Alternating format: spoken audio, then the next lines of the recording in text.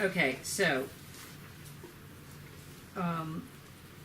today we're going to do sucking on cigarettes, and then we'll have a break, and then I'm going to introduce Hegel to you. I'm sorry. I didn't realize that I am a lunatic.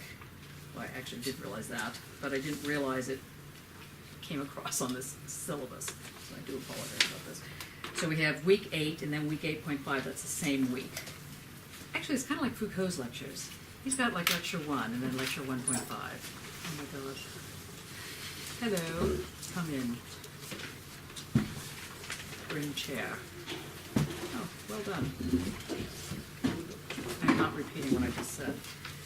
Okay. You okay, everybody? You okay back there? Everybody fine?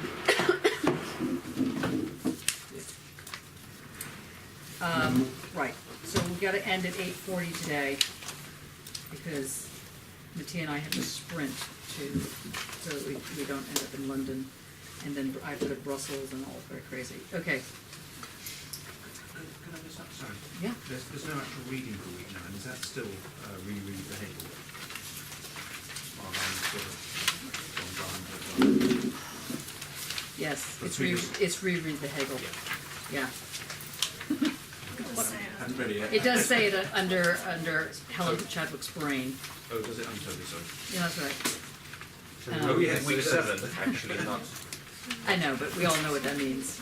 Oh, right, that's- Okay, are we fine about this? Everybody good? Do we have a choice? No? Everybody okay? Good. Oh, by the way, somebody asked me, who remain unnamed, if an American in particular asks you, how are you? Like, how are you? The answer is always fine. It's not really a real question.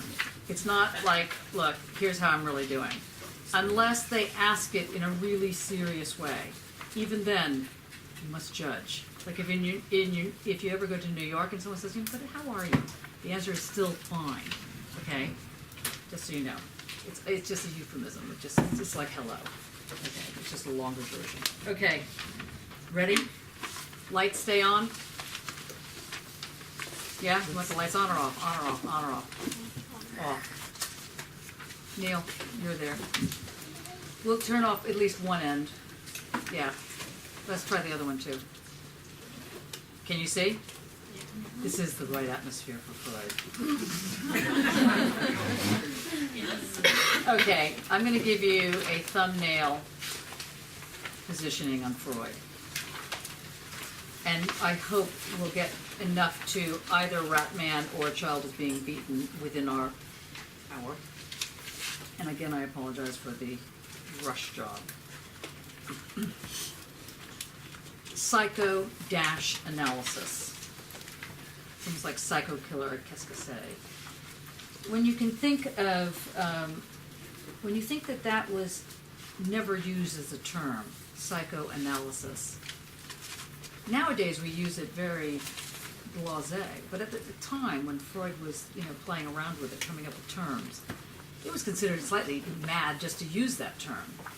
It seemed almost like a psychotic analysis. Like what is a psychoanalysis? I just went to, as you know, because I mentioned a few times, I went to Speed Artist Colony a couple weeks ago, where I was at the psychomaterialism conference, and I really did think it was like psycho killer, qu'est-ce que c'est? I thought, how could you come up with this title? I mean, I would love.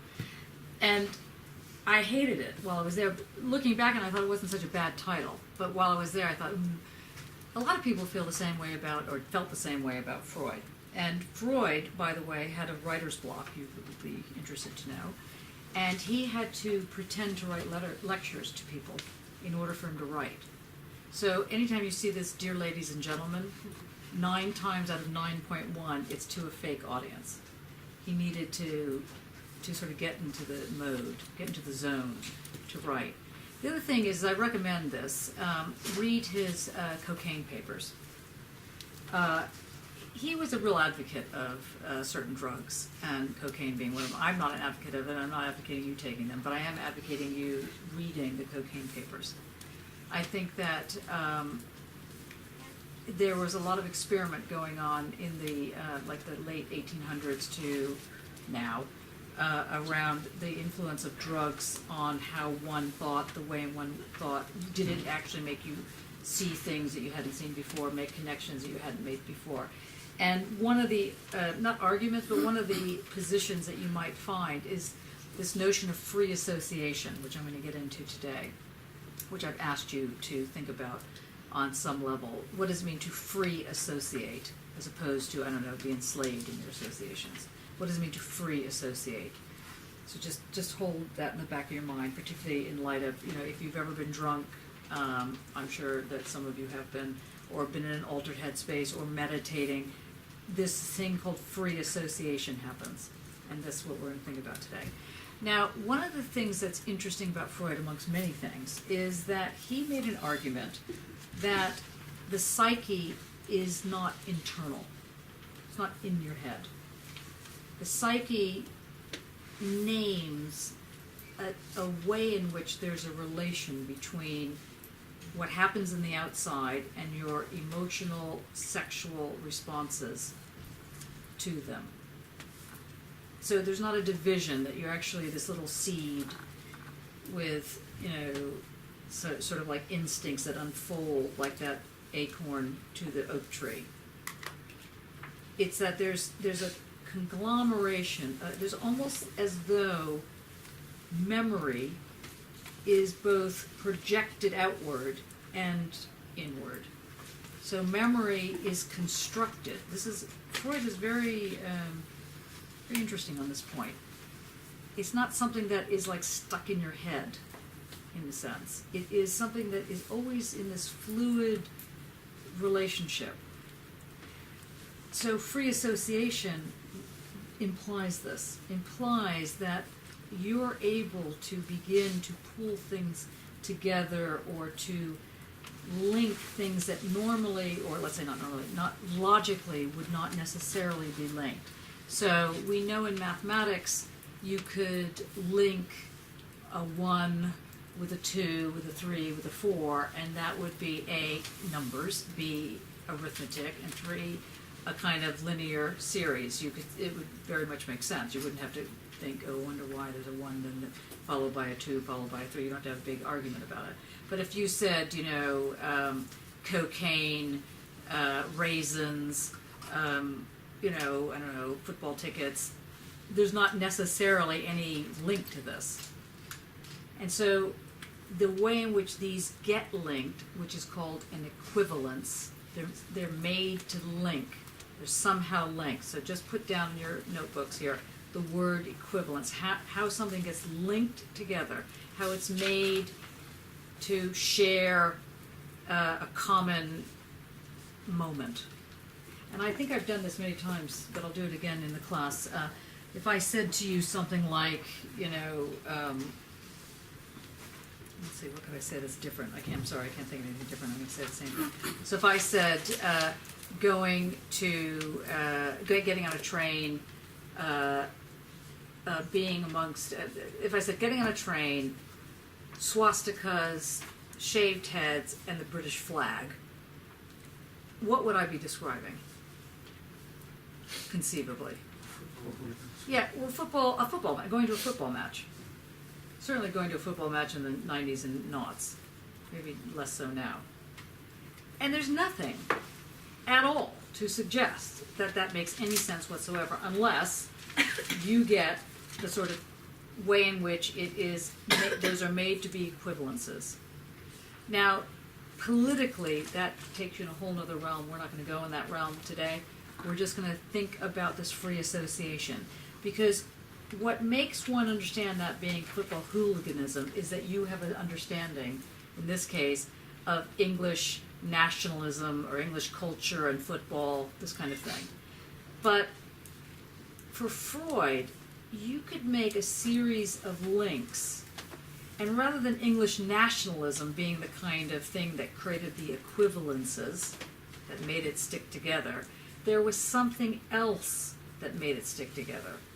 And that's the something else we're going to look at today.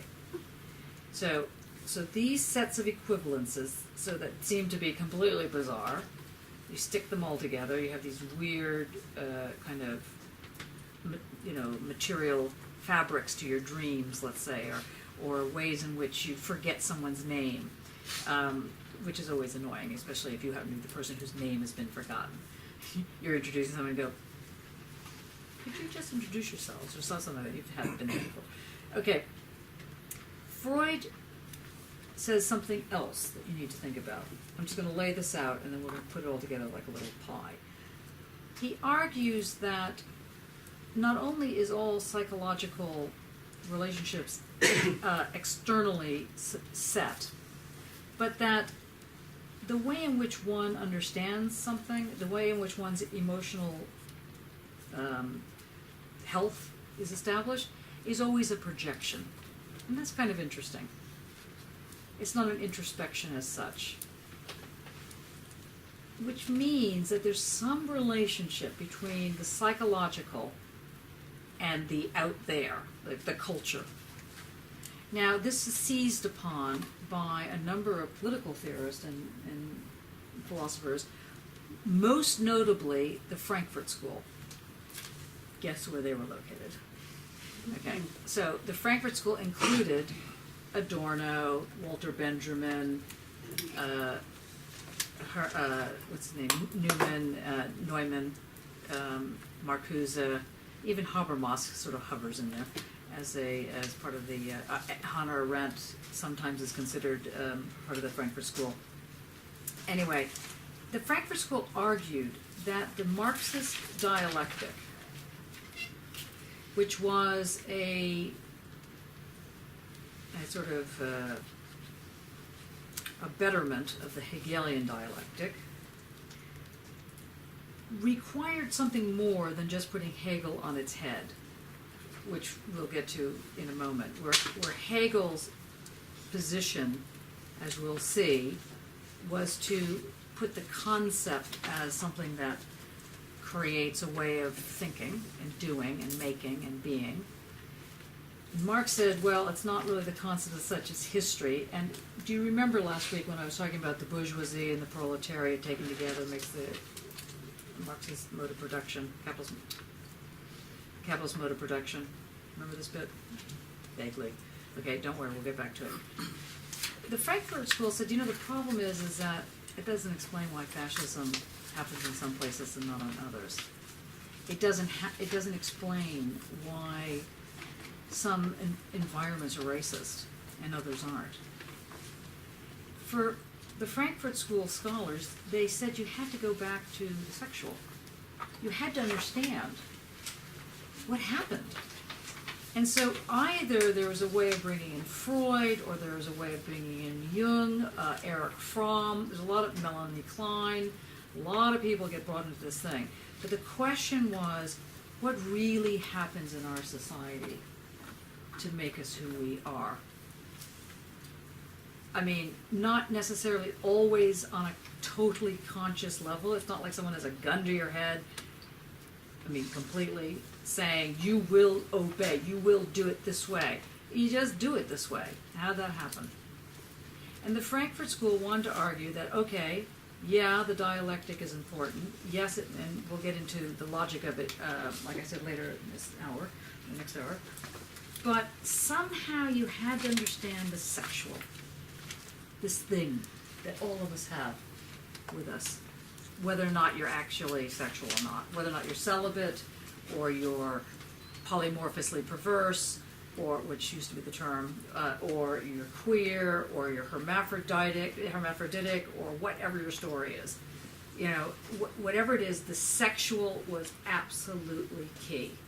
And how the sexual gets owned, gets controlled by the social environment was key to all civilizations. Absolutely primordial. So, in a book written by Herbert Marcuse, M-A-R-C-U-S-E,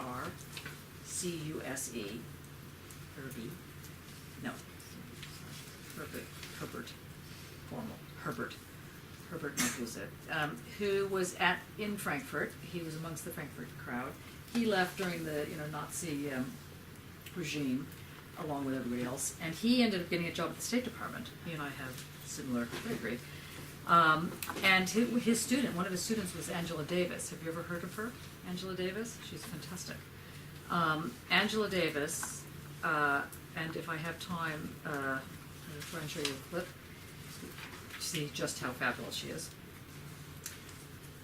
Marcuse argues in part that racism, part of racism is totally sexual.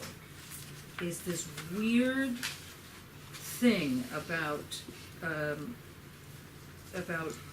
a sadistic relationship to repressing something that has something to do with skin color, sperm, coming, all this stuff, orgasm, masturbation, it's all sort of wrapped up. And what was also interesting is that when you think about it, wildly interesting, all revolutionary movements, without exception, are always sexual. It's interesting. And all attempts to crush anything that's revolutionary is always anti-sexual. Also interesting.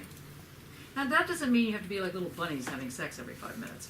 But what it's saying is that there's something going on about sex that's disturbing. Both, it just makes people nervous, and it makes that tremble thing happen. Now, so Freud throws out the first volley. He's not into psychology. He's not a psychologist. He's not going in the psychology realm. This is not to put down anybody in psychology. It's to say he's making an analysis of the psyche that's at a social level and how it gets internalized in each human being. And I jumped because I meant to say the thing about Marcuse. So Marcuse wrote a book called One-Dimensional Man, which I'm not having you read, but it is on the reading list if you want to do a book review on it. I know you're further along, so don't worry. And what Marcuse argues is that all societies have to repress in order for there to be a society. Otherwise you'd be just lunatics running around having sex with everything that moved. By the way, a good film to watch, Rabid by Cronenberg. Anybody ever seen it? A long time ago. But a grandfather in the corner. Sorry. Yes, Simon. Yes. Anyway, it came out when did it come out, in the early 60s or something? Maybe late. Might have been a bit later. Maybe like 70s. Yeah. Rabid's a great film. It's great. It's, first of all, the thing that makes people rabid is this kind of like large. It looks a little bit like labia, and it looks a little bit like a penis, and then it also kind of acts like a sperm, and it's about this big, and you can only pass it along by kissing, and this thing comes out and goes into someone else's throat, and anyway, and then it comes in, and it turns them into these complete nymphomaniacs. And the entire community, it's a what do you call it? Not a closed community, but what are those called? Those things? A planned community. This kind of planned community, very well known in the States. They're all these sexual hungry. They're like like the undead, except they're like the pro-sex brigade. All the things that the right wing would fear is in this film, Rabid. Anyway, and so what Marcuse argues is that unless you're going to have a rabid scenario, you've got to have what he calls basic repression.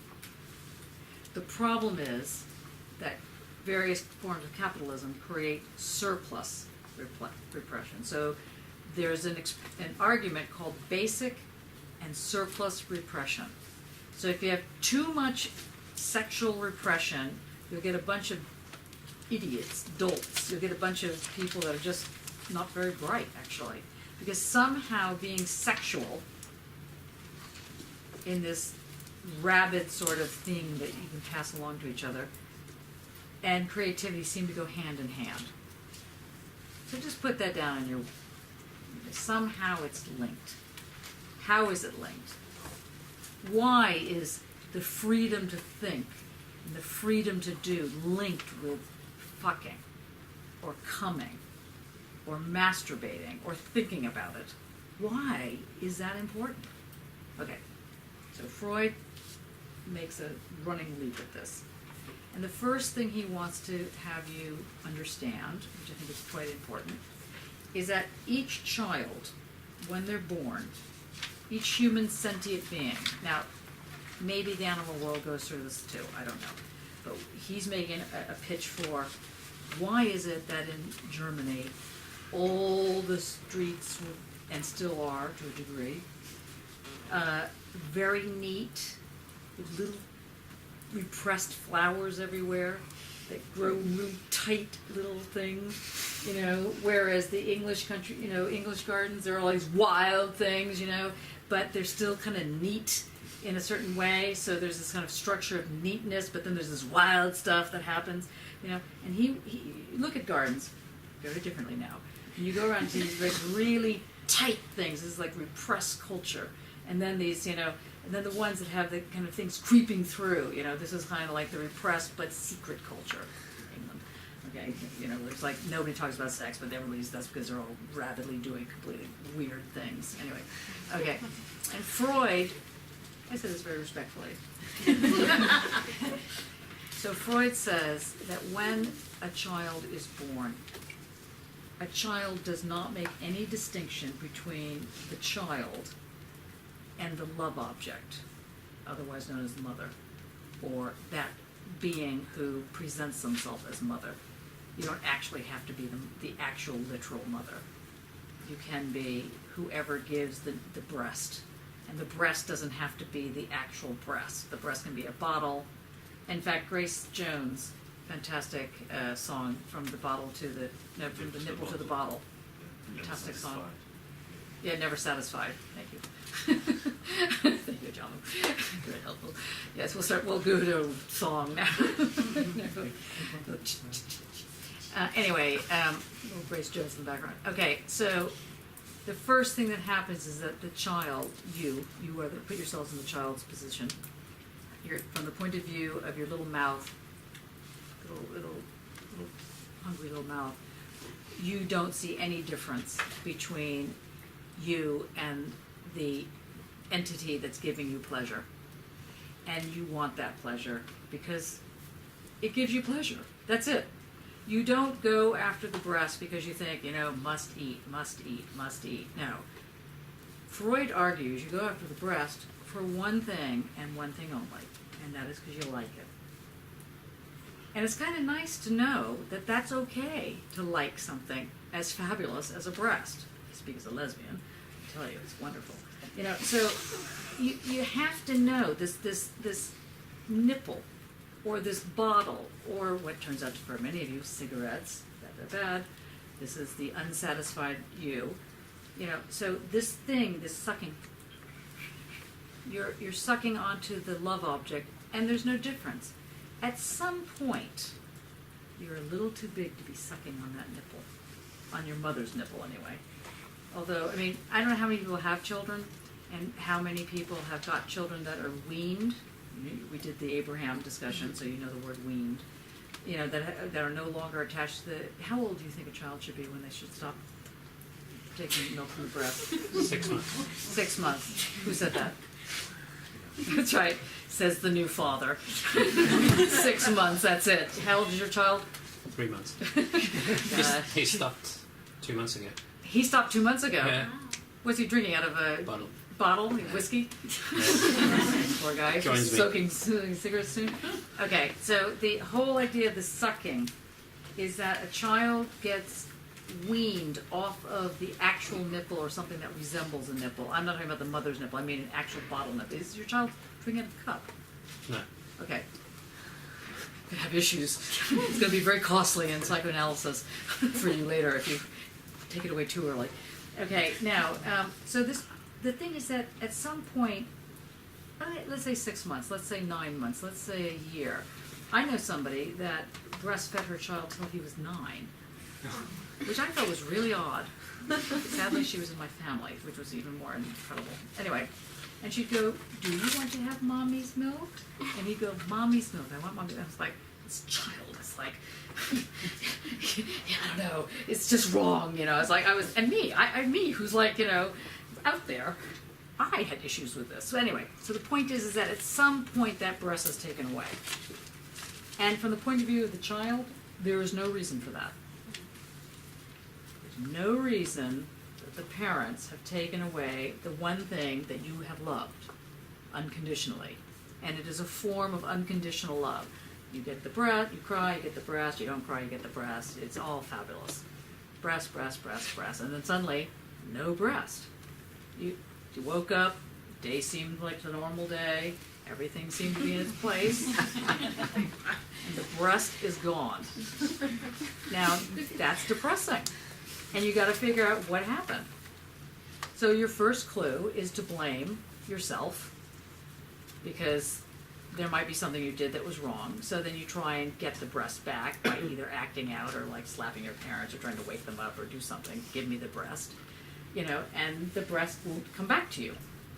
And so if you've had a tough time having that breast removed, then you are still going after the breast. For all of you that have fingers in your mouth or cigarettes or these kind of things, breast, breast, breast, breast, breast.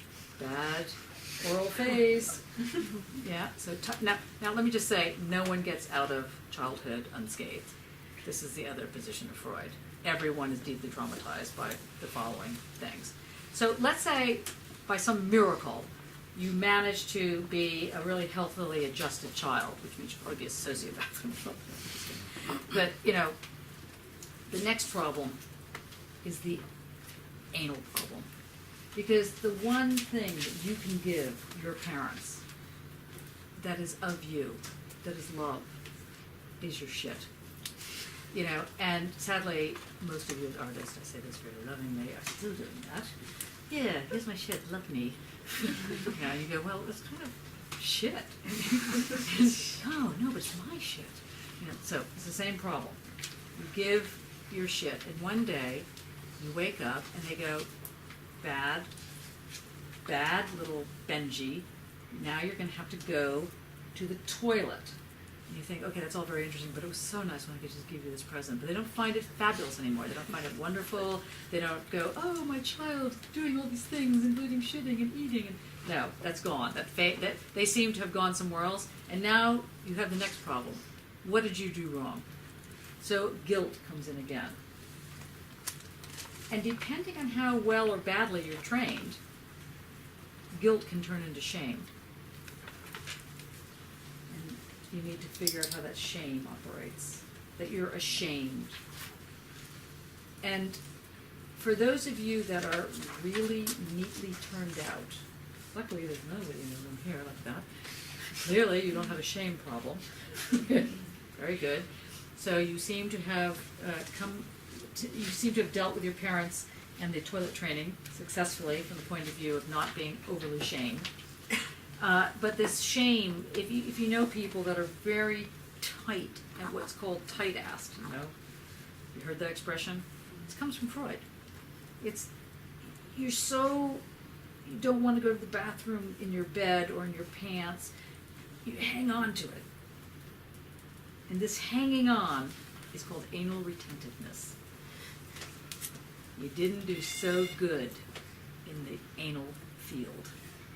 So if you happen to have a tendency to clean before you do any work, everything, think about the toilet training moment, particularly yours. You might find that you might want to just try and do things like drop plates and see if they do drop. Just let go. If you can't let go of things, the hoarding moment, the things where you hoard, where you hold on, this kind of thing, where you want to keep things close to you. Anal issue. Non-issue. Not issuing.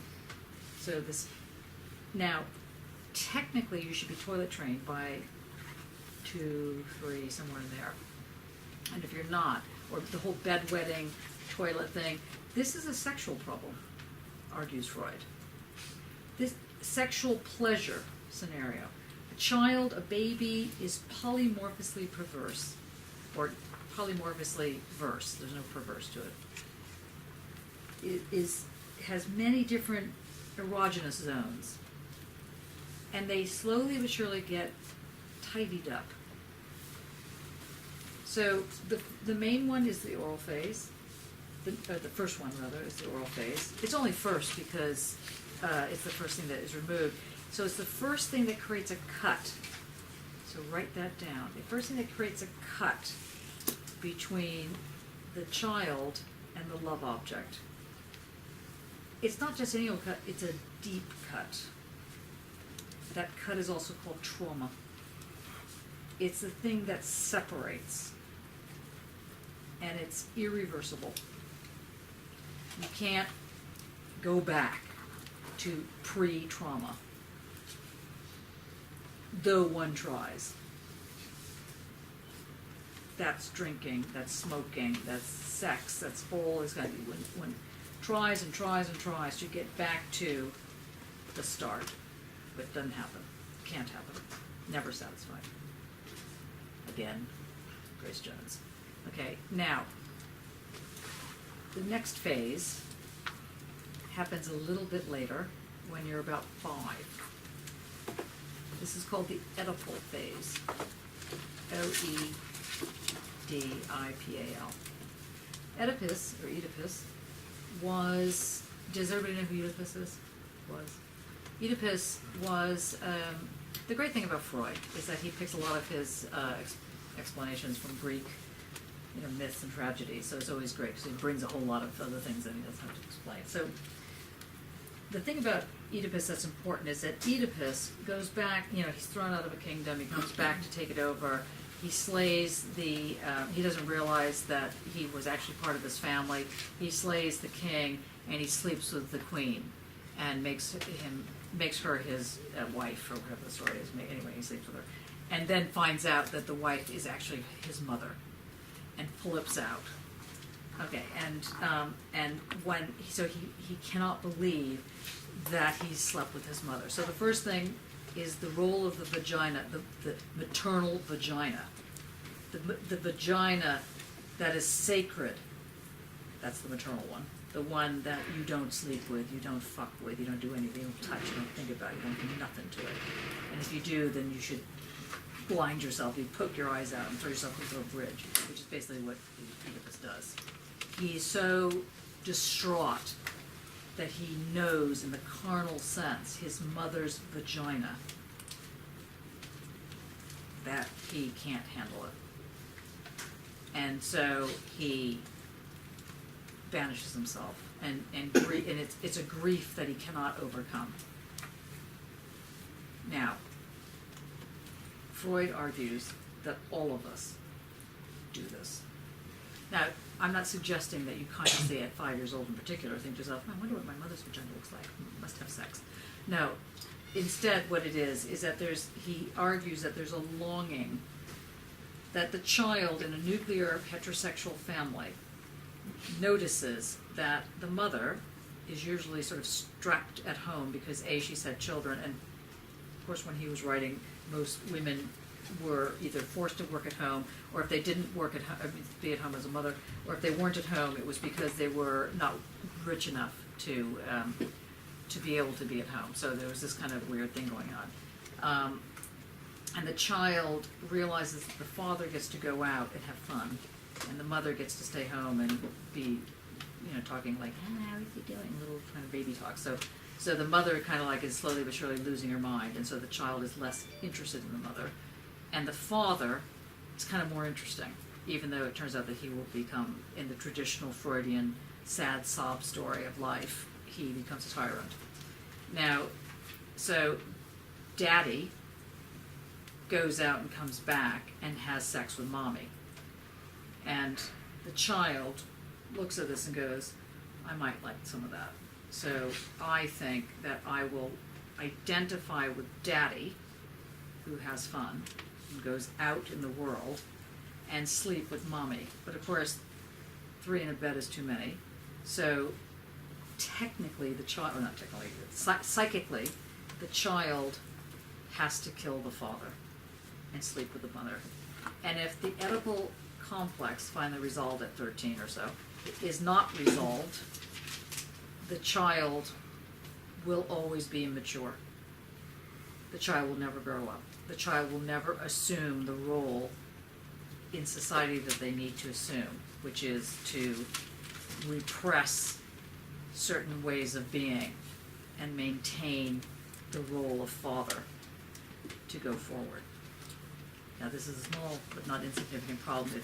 If the child is male, then the child in the Oedipal, when he finally gets to 12 or 13, when the Oedipal complex really kicks in, if the child must act out, must really be a jerk, and really go head to head with daddy. And usually this is what happens. And then the child and the father either have fist fights or whatever happens. And in the end of the day, the father says, I am an old man rule, but not so well. I give you my blessing, you are my son, you carry on the world. And the son goes off in triumph and becomes father. And that's called killing the father. And if the father isn't killed in that way, then there's no hope for the son. Now, if the son doesn't want to kill the father, problem. I mean, I'm not saying actually kill the father, so, don't mishear me. Now, if it's a girl, she has to do a double jump, because the girl sees the same problem going on. Mother's at home, father goes out, father's having fun, father comes back, is full of life, doesn't have to be, can direct certain things, can do fun little things, read stories or whatever. The mother's doing the drudge. And so the girl realizes genitally she is like her mother. So one problem is she realizes that she doesn't have a penis. And she realizes that in not having a penis, things look very grim, because she's going to have to turn out like her mother. But she doesn't want to turn out like her mother, because her mother's boring and awful and probably mentally deranged and taking little pills to stay alive and stuff like that. Anyway, and so the daughter hates the mother. But at the same time, the daughter, who loves the father because he's more interesting, but doesn't necessarily want to sleep with the father, wants to be the father and sleep with the mother. So this is a problem, because obviously if this were going to be the full story, then we'd only have lesbians, and lesbians who didn't sleep with men, let's put it like that, lesbians who were only sleeping with women. So it would be a tiny bit of a problem with procreation issues, unless you had the AI, artificial insemination, or some form of insemination. So the species would be a little bit problematized, but okay, maybe you could work with that. Now, so the daughter, according to Freud, goes through what he calls the Electra complex. And the Electra complex is this: I hate you, mommy dearest, you're a jerk.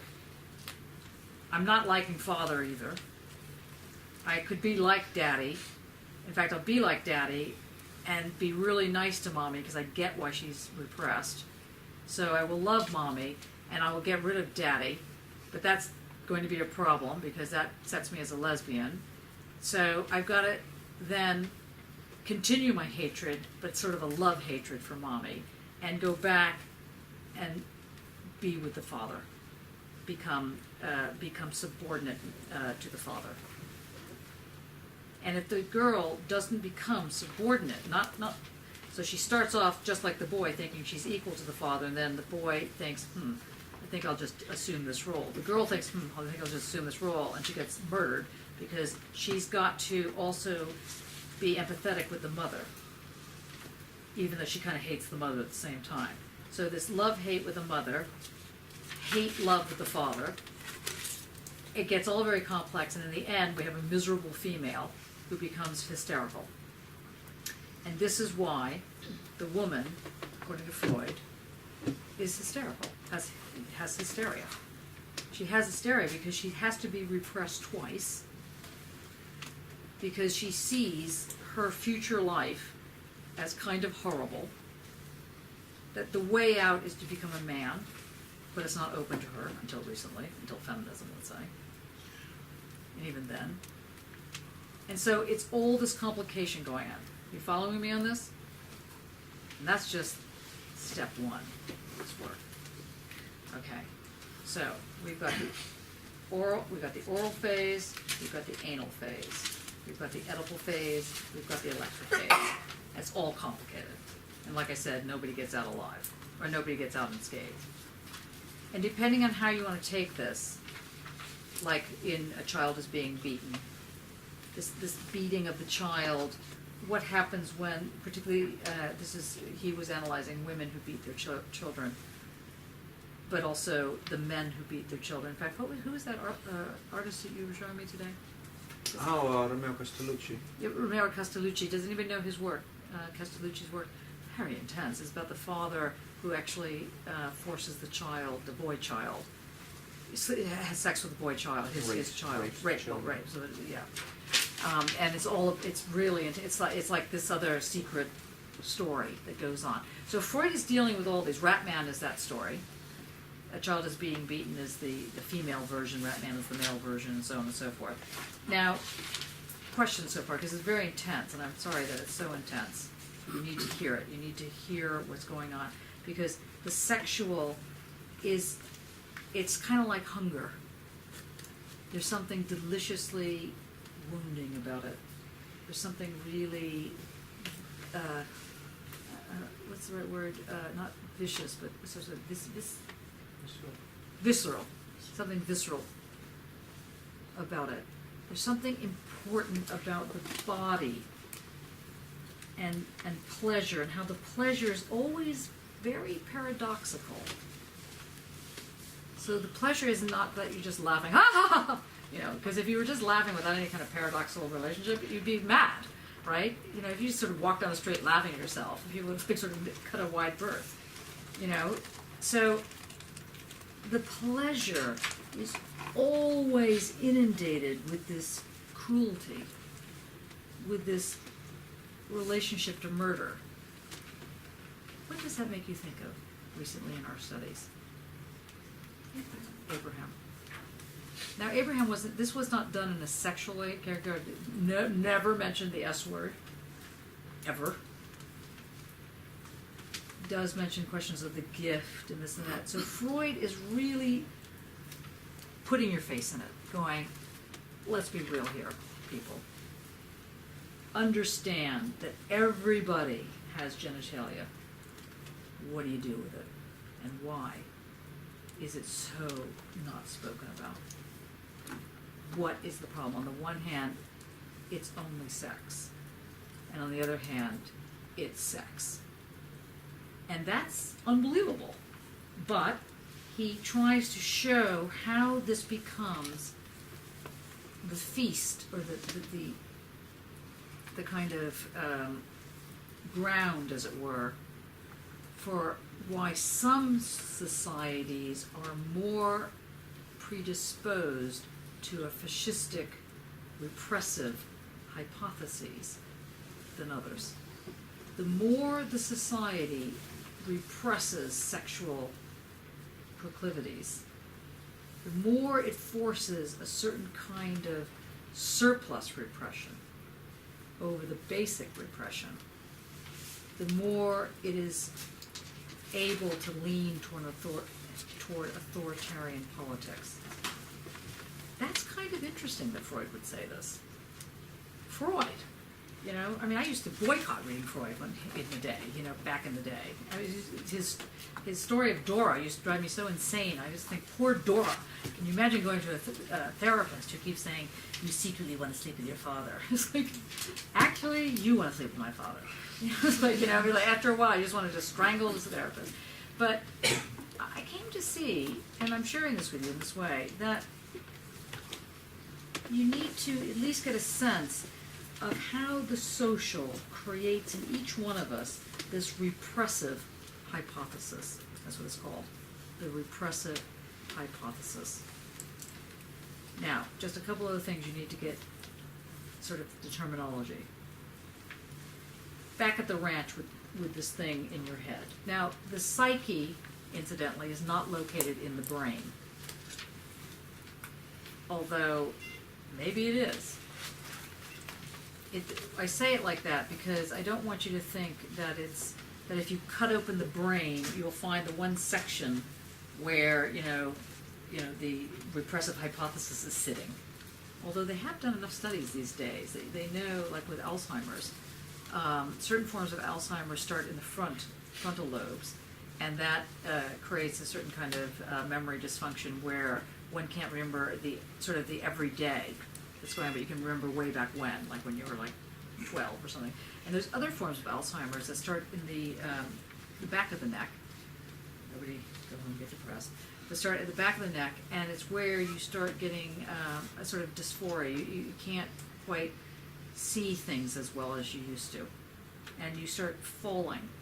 And it's not like MS or something. It is actually you're forgetting how to understand space and spatial relationships. So that's a whole nother form that's going on. In fact, actually, I think last week or maybe the week before in the Times supplement, they had a long story about this by one of a very good, interesting woman writer. Anyway, okay. You okay? Can we continue? Okay. Next thing you need to know. So in this thing called the psyche, Psyche, named after guess who? Psyche. Who was Psyche? Greek goddess of the mind. Okay, was a goddess, yeah, Greek. What was that? I thought she was a nymph. She was a nymph? No, because didn't she have a relationship with Cupid? Okay, she was sexual, that's for sure. No, I just thought she was a nymph. I don't know why. Oh, nymphomaniac, probably. No. Who was she, Simon? It's a Greek god. It's either mind, or something that changes in there as well, isn't it? Okay. Or something. I don't know. Okay. Do I? I know it's difficult, but try and know your Greek myths. It's fun, actually. They're all nuts, the Greek myths. You know, it's fantastic. Do you know who Psyche was? No. Yes. And nobody knows who Psyche is. She's what? She's one of the few. Furies. Oh, Furies, one of the Furies. I was thinking one of the few. Few what? No. Mattia, you want to give it?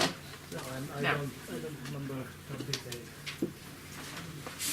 Anybody remember? Second one, the sirens. Close.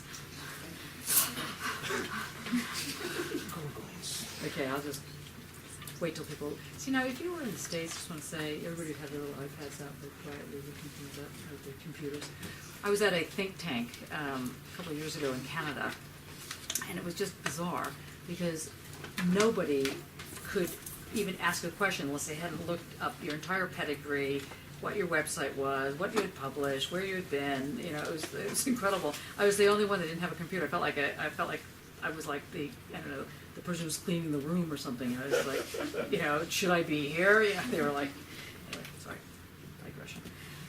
Okay, there are several parts of the psyche who you obviously must look up because I'm not going to tell you who she is.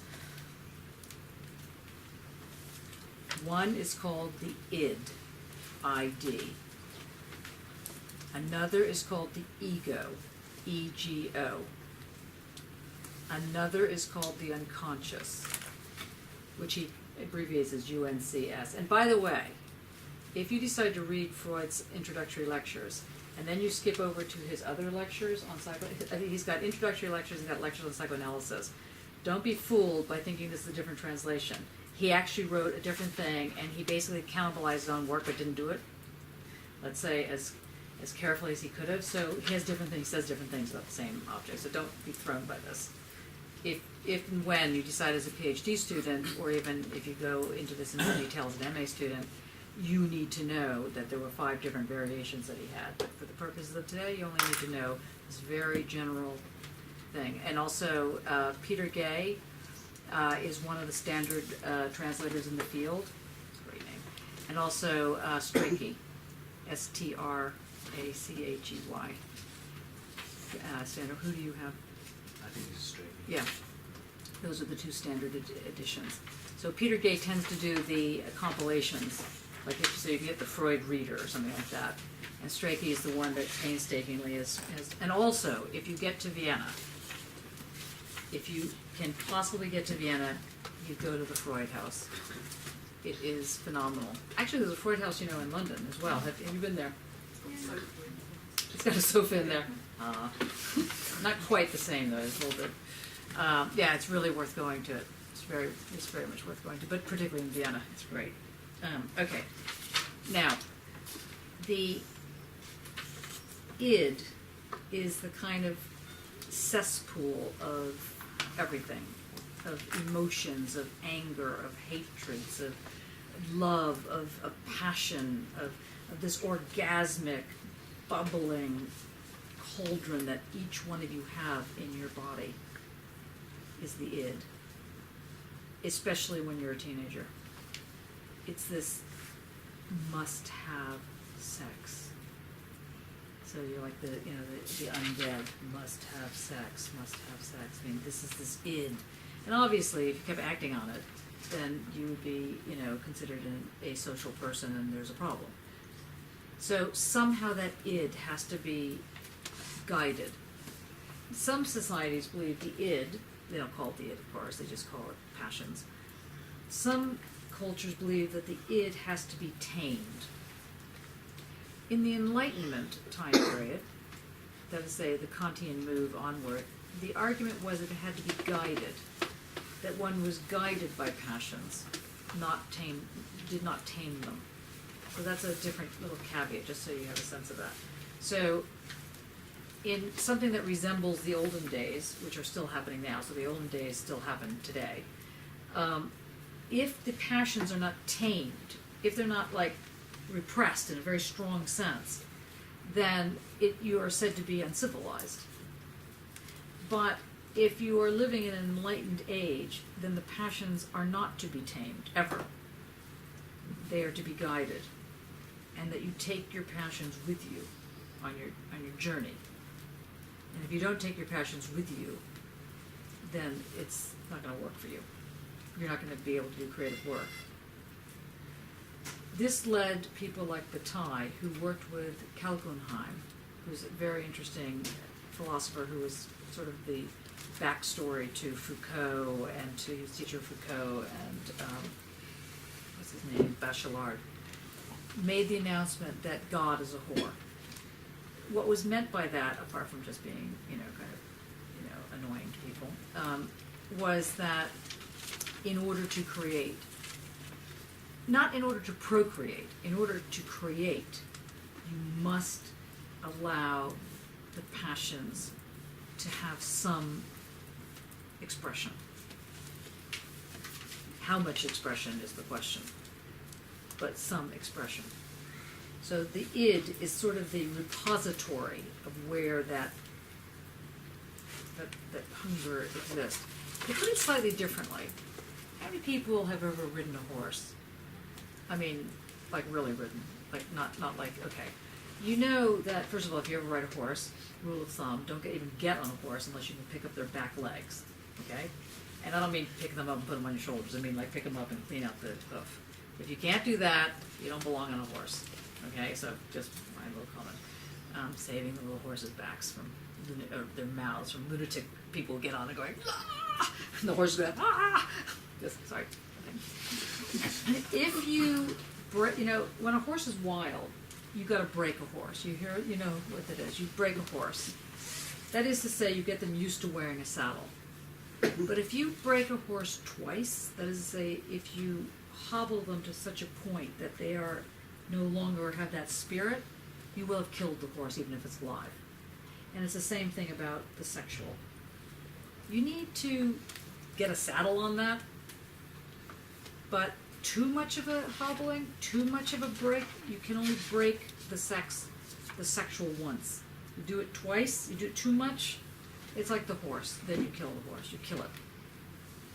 So Freud is very aware of this delicate need to deal with this raging fire. There's always a delicacy that's required, because if you're not delicate, you'll end up over-taming the passions, and you won't get the creative. And so the society itself will be lacking in a certain form of creativity if it's over-tamed. Now, the taming mechanism has two parts to it. It has the ego and it has the id. Sorry, lie. It has the ego and it has the superego. Unconscious superego. Hmm? You said unconscious before, that's superego. Yeah, forget about the unconscious a moment. The thing that tames the id is either the ego or the superego, or both. Now the superego, you kind of come in contact with before your ego, really. A superego is the very person or persons who have taken that breast away from you. And your relationship now to this entity that you didn't realize existed because you thought it was you, and now you realize it's not you, it's them, it's the them. That them, who has now created a marker in your life, is both scary, you got to pay attention to them a little bit, and there's a first move to be very drawn to this superego, which in first go is your parents, or is whoever takes care of you. So if it's not your parents, if it's an orphanage, or if it's wherever, that's your superego. If it's the street, you ended up on the street, that's your superego. And that's who you pretty much pay homage to all the time. Now, the job of the superego is to repress the sexual, and if not careful, over-repress it. So, basic and surplus repression. So, sometimes you can have very strict parents, and sometimes the parents can be so strict that you just become the parents. You just grow up and become them. And not in a good way. You become absorbed into them. Depressing.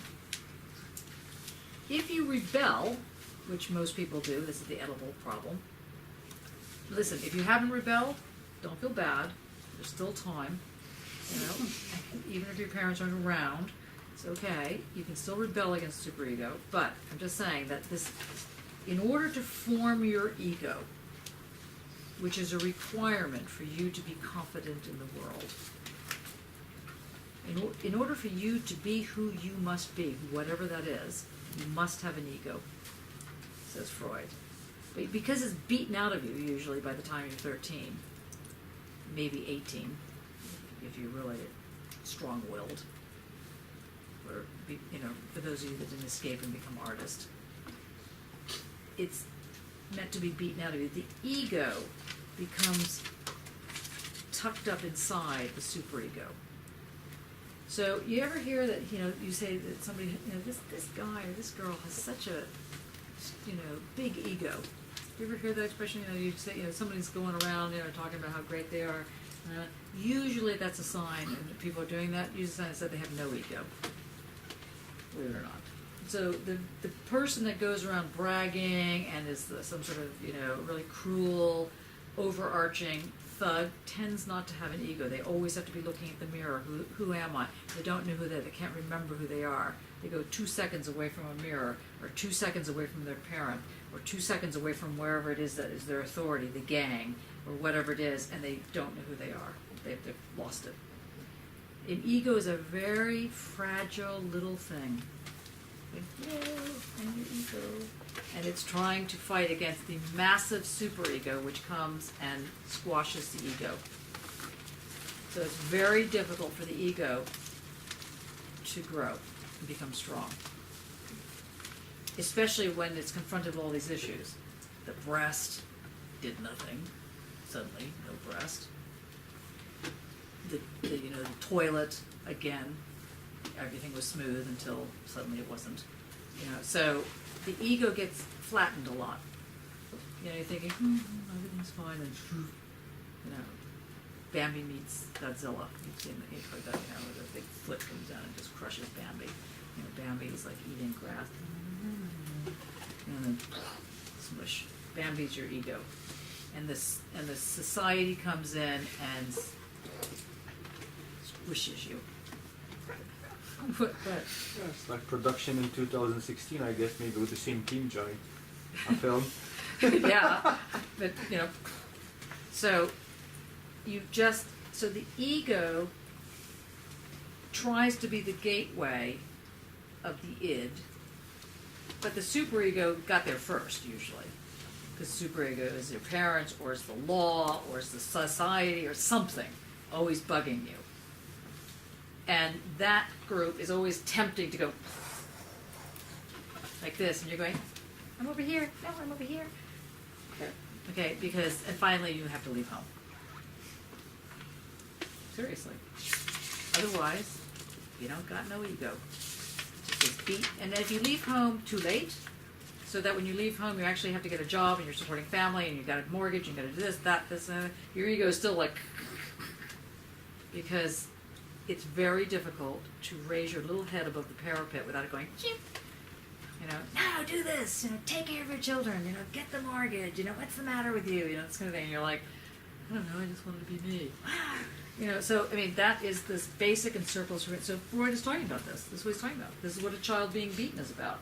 You turn around, you beat your kid, or you beat your dog, or you beat something. It's a relationship. So this is the uplifting thing about Freud that you need to have a sense of. So there's the ego, there's the id, and there's the superego. And now finally there's this thing called the unconscious. There's another thing called the preconscious, but I'm not going to get into that. Because even Freud couldn't decide if he liked the preconscious or the unconscious. He didn't know what to do with this version. The unconscious is kind of like a library. The unconscious is kind of like the World Wide Web for all the things that you have stored knowingly or even unknowingly in your head. And it's kind of, I think, established like the World Wide Web. It goes everywhere. Everything can be on it. There are no apps. It's really the web. There's no way to access it except via your dreams. And the unconscious holds your guilt, holds your mourning. There's, in case you want to get a sense of the work, what he calls the work of mourning. So people who tend to be depressed a lot, which is pretty much everyone in this room. So people that are depressed tend to be depressed, according to Freud, a certain form of depression, because because you've lost something. Now that loss can be anything from the breast, you know, back to the beginning of the problem, the anal retentive issues, or maybe you were beaten up as a child, whatever, you've lost your childhood, you've lost something, or maybe you've literally lost something, the person that you love, this kind of thing. And instead of letting go or knowing how to deal with that, which he calls the work of mourning, which is hard work, you don't let go. You keep it next to you. And you keep it next to you because to let go means you have to face the fact that it's gone. So usually melancholia, or that form of depression, the melancholic form of depression, is that when you want to keep something near you that you otherwise not should let go, but don't know how to let go. Probably a better way of putting that. For fear of if you let go, then the whole world will crash, or it'll be the flat earth, or something horrible will happen. And that's also part of that hoarding bit, the keeping things in. It's tied up with the anal retentiveness and so on and so forth. Any questions so far? Because there's a lot of information here, and I told it to you like a story, and so that's always got its pros and cons. We're not really looking at the book right now, though we can. Yeah. Oh, no. It's like being in an auction. Guy? Oh, sorry. Mattia? Although your description made me think a lot of the last movie of Michael Haneke, White Ribbon. White Ribbon. Which is precisely how the story of repression engenders the cultural roots of Nazism. Say that again? This how repression generates the cultural roots of Nazism. Of Nazism, yeah. It's an amazing film. We should White get... Ribbon. Huh. Of Haneke. See, it's very important to get a sense of the sexual nuance that's going on here. I mean, you might want to ask yourself, how could anyone in their right mind, or even their left mind, vote for the Tea Party, for example? Like, I'm afraid to look at what the outcome is of today's elections. The Republicans are running on a platform that wants to reinstate gender disparity. Literally, literally say this. They want to reinstate no health care for the poor, and they want to take away reproductive rights for women and bring it back to before any abortion rights or anything. Now, why would anyone, I mean, okay, let's say, forget about the questions around abortion, which is already complicated, just health care. Why would anyone think it's a bad idea to have health care for everybody? Why would that be considered a bad idea? What is it about the excitement that, right, you talk to people in the States, very intelligent people on some level, and they're practically peeing in their pants. They're so excited about the possibility that Republicans could take over. This is bizarre. You think to yourself, wow, you guys are really insane. It's fascinating. But they're not insane. And that's Freud's point. You know, fascists are many things, but the one thing they're not is insane. They're cruel, they're sadistic, they're this, they're that, but they're not crazy. Yeah. I was going to say that I happen to have some of these rabid Republicans in my family, which is a joy. And the reason that they sort of espouse that point of view is because they fear a tumbling of blocks and barriers, that if they say that actually healthcare for women should include reproductive healthcare, then at what point do you stop? And, you know, then the whole sort of abortion thing comes into play, and, you know, the right to life and all that kind of stuff. So it's that. It's not so much that, I mean, because any rational Yes, person the would look at slippery that slope. and say, yeah, exactly. That, you know, rationally they would look at it and say, yes, okay, fair enough, you should have healthcare, clearly. But if we do that, then this will happen, and this will happen, and this will happen. It's just catastrophic thinking, like Yeah. on a huge scale. But think about this, the concept of the slippery slope. Mm. Is there anything that can remind you of sexually?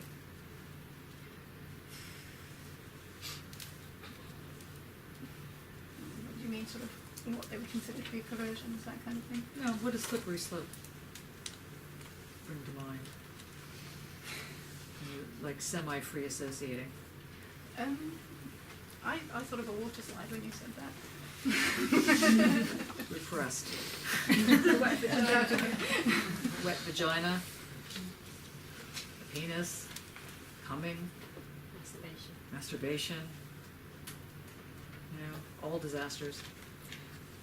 You know, it's fascinating when you think that people would rather drop massive bombs and murder and rape and destroy and really harm each other in ways that are just practically incomprehensible, rather than have sexual rights.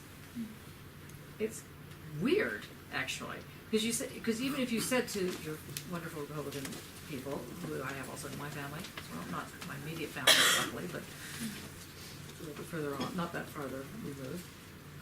If you really push the argument does also go in both directions, which is, of course, then you just push it to, okay, let's say we do, you know, get it repressed, so repressed that we have now people fighting over what is morally correct, and we have, you know, female genital mutilation, and we have, you know, this thing as a given, and everybody's controlling everybody's body. Do you think that's a problem? They're like, yeah, but it's not going to affect me. Like, you know, wrong. So, but this is what Freud starts to lay out. He starts to say, how is it that the social accepts this level of sexual repression? Who's in power? How does it happen that those that are in power tend to be the very same people that are sexually very circumspect? How did that happen? These are the questions he's asking, and he's trying to answer them also sexually, which is interesting. Now, last little bit, he raises the thing called drives. He calls them drives of truth. Now, drive does not mean that it's genetically sutured in such a way that it is the essence of the person as such. A drive is also socially constructed. So the notion of masculinity, for example, if you look over the years on it, femininity or whatever, is a very constructed environment. I mean, even at the level of the orgasm, it's kind of fascinating. I mean, part of the sexual revolution in the queer side of things, there's certainly gay liberation or lesbian liberation, whatever the liberations were that were going on with sexual, and it's still going on. there was a woman named Shannon Bell who became very famous because she ejaculated during her lecture, her philosophy lecture, so it was a little bit complicated if you were a student sitting in the front row, because she was quite amazing, like a real fountain of knowledge. And you should look her up. It is fascinating. Shannon Bell. She was one of my PhD students, actually. Anyway, I mean, I was tangentially helping her on her PhD as well. But anyway, and Shannon was completely without any kind of, I don't know, embarrassment, let's say. So her argument was that women needed to understand how to speak with their bodies. And that started with the vagina. The talk and the vagina monologues that, came out. This is all part of that time period where the vagina must speak, the speaking vagina. It's like fantastic. And you're just like, really? Okay, interesting. And it was fascinating to see how women's groups would get together only to have their little vaginas speak to each other. I was kind of like, wow, that's kind of an interesting dinner party. I mean, when you think about it, just like, who knew? So this kind of sense, how do your genitals speak to each other? I know that you probably haven't really thought about this in a long way, but if they're not speaking, why not? That's kind of weird.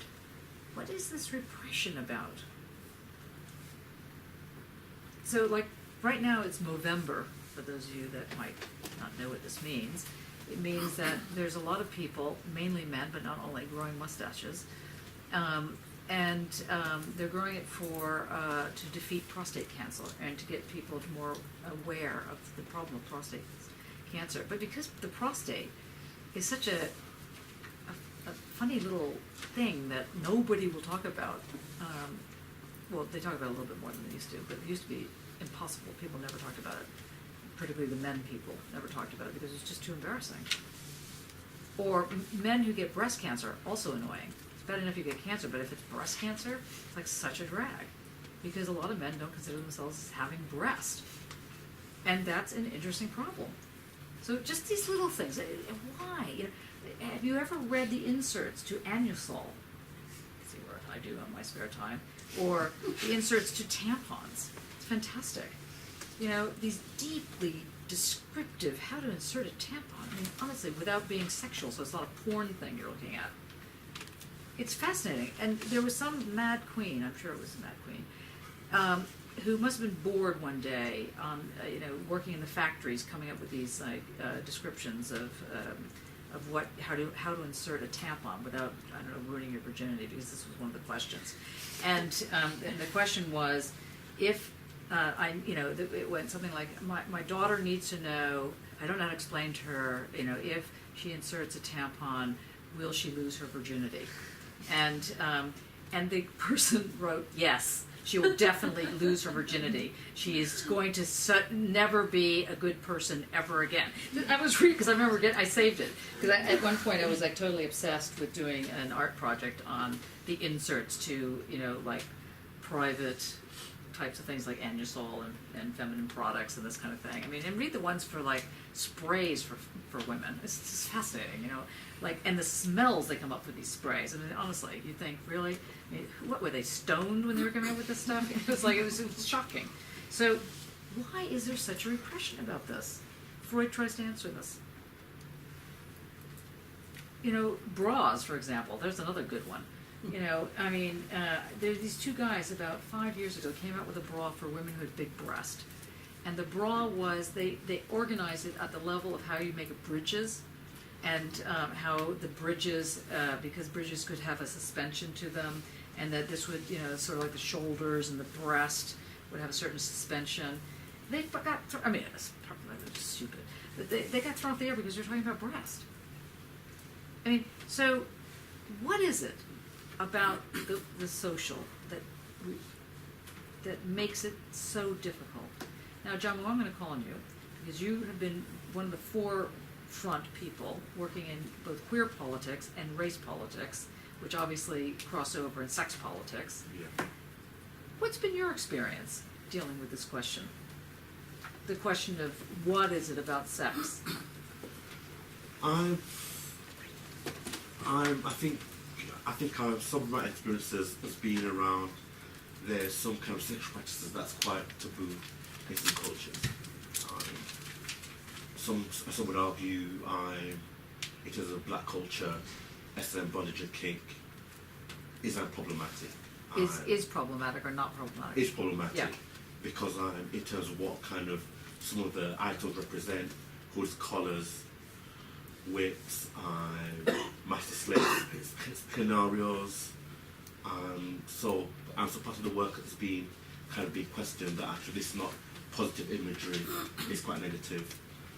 But I think for me, it's around how you can create spaces to talk about all kinds of sex practices. Actually, I think that being sexual or erotic, there's some power to it, and that power is then around challenging things that people kind of take as a given or somehow natural. And what is this power? What is this power? I mean, here someone's dressed up with a mask and a whip, and they're Well, I'm they're sorry. tied up. Well, why would that be powerful?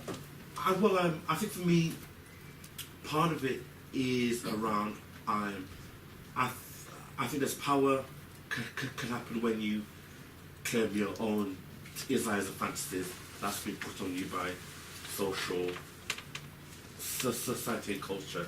So there's a reclaiming back of some kind of power. But then I think that also allows you to rethink power or what it can be as well. Yeah.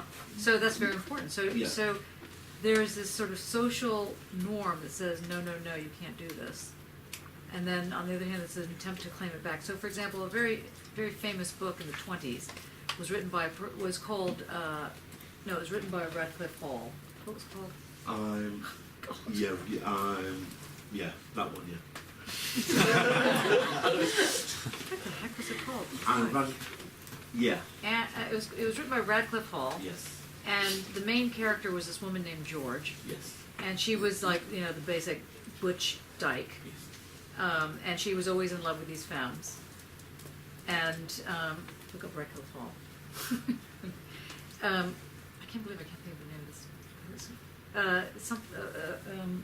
It's coming. It's not there yet. Was it? And it was banned. Yeah. And anyway, if you read it today, you'd think, really? Wow. I mean, the only thing that makes it very bizarre is the fact that the female who was the dyke thought that she should be this butch, and the other women that she slept with were always considered heterosexual, no matter what happened. And it's true with the male culture as well. In certain places, if a man is, if you have two people having sex together and the sex they're having is penetrative sex, the man penetrating the other guy is considered the man, that is, say, straight, Yeah. and the person being penetrated is considered the female of the species, as it were. And this is one of the reasons I can't stand Derrida, because in his postcard, he's always pretending to be homosexual, by which he's talking about having being penetrated. It's like, no, or being a female. I'm woman now. I'm woman. Derrida, relax, guy. Like there's so many ways of having sex. Those are only like two. You have very limited imagination. So, moment. So you just think about the way in which the social starts to ascribe how you sit. How many sit with your legs open? How many sit with your legs crossed? How many sit with your legs really tight? What are you doing? How many people bounce their one foot on top of the other? These are all sexual games. And how do you account for them? And how is it that they could possibly, if you take them all together, create fascism or a remedy to fascism? That's even more incredible. I mean, there's the orgasmatron you should all look up, have fun with. The orgasmatron is like something out of a Woody Allen film made in the 1950s, but not really. It was actually, who wrote it? Was it Eric Fromm? Right, Eric Reich, thank you. Wilhelm Reich.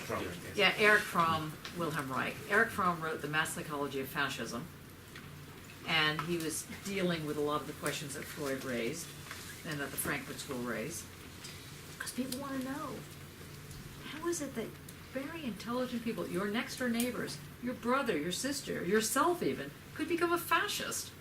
How does that happen? It's weird. It's like the day of the Trippids or something. Suddenly there they are, perfectly normal one day, and then they seem completely weird. How did that happen? How did it happen that intelligent people become quite seemingly not intelligent?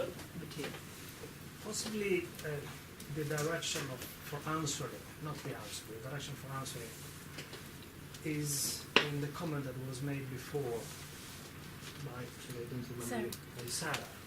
She was saying the reaction is, if we allow this, where will it stop? The problem is precisely that there seems to be a requirement for a stop somewhere. And that also the path is negative. Yes, Like it'll only go to rack and ruin. exactly. It won't go to, like, I don't know, the Wizard of Oz and jumping through the tulips or something, right? Yeah. And how come that's the way? How come there's only this negative view? Religion. Yes, but religion is the product. If we look at it in these terms, to me, I have a particular stand on this, so it's Really? Are we going to get you to talk about the Pope next? But He hates the Pope. but religion is a product of this quantity. It's not the cause. Last week, I was briefly mentioned with Johnny. I don't know. Some of you might have seen it on papers. It was a case of somebody being jailed for pedophile sex, but the child was not a child; it was an avatar online, and the man was actually set up, was lured by some self-proclaimed vigilantes into being seduced by this avatar, and then when they caught him, they denounced him and he was tried and jailed. Now, we are killing avatars on video games every day by the thousands. Why that's not murder, and instead it is, in the case of child pornography, why it is recognized as pedophilia in that case. Is the stop that you brought up, where somebody, to me, wants to have control on everybody else's body and decide who has sex with whom and when. Anybody have a response to that? Well, sorry, I kind of had a thought about religion as well in terms of Catholicism and Protestantism. Protestantism. Yeah, right, that one. Yeah, that one. The other one. The Which, one by that the way, isn't Guy Fawkes' night happening soon? tomorrow. I mean, that is really brutal. That's nuts. Throw somebody on a pyre and burn them to death? That was the nice way out. I know. Anyway, go on. I had a thought earlier when we were talking about the repression and how it manifests itself, and I started thinking about Nazi Germany and what kind of religious system was kind of running at that point. I have no idea what that is. Little theme tune. That's actually mine. I've had a new phone because That's all right. That's hilarious. Okay, go on. And anyway, so Nazi Germany, I guess, was kind Nazi, where are we going with this? Protestants. Yeah, Catholics, Protestants, yeah. And I grew up in South Africa, as you knew, and But not everybody else here knew. well, yeah. So I grew up under I grew up in South Africa. It's okay. surprise. I grew up under the kind of the high tide of apartheid, and it was also Protestant kind of led country. But then I thought Mussolini was Catholicism, so maybe it's not that kind of split. Which is my kind of internal monologue. Thank you for sharing. Thank you. I'll just put it out there. That's good. Well, I'm glad you put it out there because I'm sure someone will come back around and ask you a question. But Alice, what were you going to say? Just in response to the avatar thing, I think that to me the obvious difference is knowing that you're killing avatars and not knowing that you're trying to get with an avatar. Being sexually abusive towards a child, as far as you know. But it was an avatar. It was just like the same type of game. Yeah, but the They person didn't wanted know it to be a They real didn't child. know they were playing a game. They didn't know they were playing a game. They thought they were talking to a real child. Yeah, but you're not jailed for murder if you think you're shooting a real gun. Instead, you're shooting a fake gun. there's already. But it's the intent, It's isn't the intent. You, Yeah. you Of course, cannot you process intent could be by shooting a principle of real law. gun at a real person and get off lightly for murder in certain places in South Africa. it? Or if you're a policeman. If you happen to be Oscar Pistorius, but anyway, digress. Or in fact, what was his name? Who killed O.J. Simpson? You know, there are those. What's that? The glove. Oh yeah, I don't know what you were doing. This was amazing. Simon, you were going to say something, or you were saying something in response to Alice? Yeah, well, I was backing Alice up really. So I was just saying that it's the intent, isn't it? It's the intent of the person who's doing the act. It's kind of he was fully expecting that to be a real child. The person playing a video game is not really wanting to go out into the street and start killing everybody. Oh, well, maybe they are secretly, but they're not. Yeah, but I still think that there's something still about the intent of someone is still framed within a particular framework already. Exactly. Anyway, and so it's actually, so that's the bit for me that I would question is actually people. And so I think kind of the reason why probably people have issues around sexuality and pleasure, because actually it can go against laws and ethics and morals and so on and so forth. And those are things that keep things in some kind of order in families, in communities, and society. So it's actually, that's the thing that you need to kind of keep down as much as you possibly can, because actually it can go off into spaces that society will have has no control of. So, and I think there's something about that, and I think why the body is quite scary, but then I think it's probably more about the pleasure that people can have and create and invent, and that's why I think I find pleasure around S&M quite interesting, because then it then moves away from the genitalia and so on into other parts of the body that does something else. So hence I think that's why. For people who are not familiar with S&M, sorry. Can you give a kind of thumbnail summary? What do you, because you just said sort of off the cuff, well, it doesn't really have anything to do with genitalia, so that probably would surprise people. Can you? Also, I'm S&M. I'm sadomasochist and master and slave scenarios, top, bottom, sub.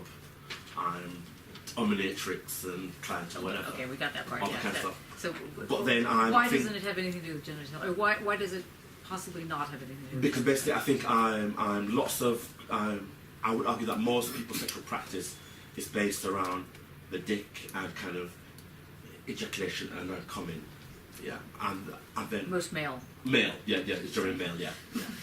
There's a great song out called "Detachable Penis." Have you heard this? No, I haven't. Okay, if you just Google this, it's hilarious. And this guy keeps leaving his penis everywhere at parties. And Right. stuff. And it's anyway. Just Yeah. And I think then I'm certain kind of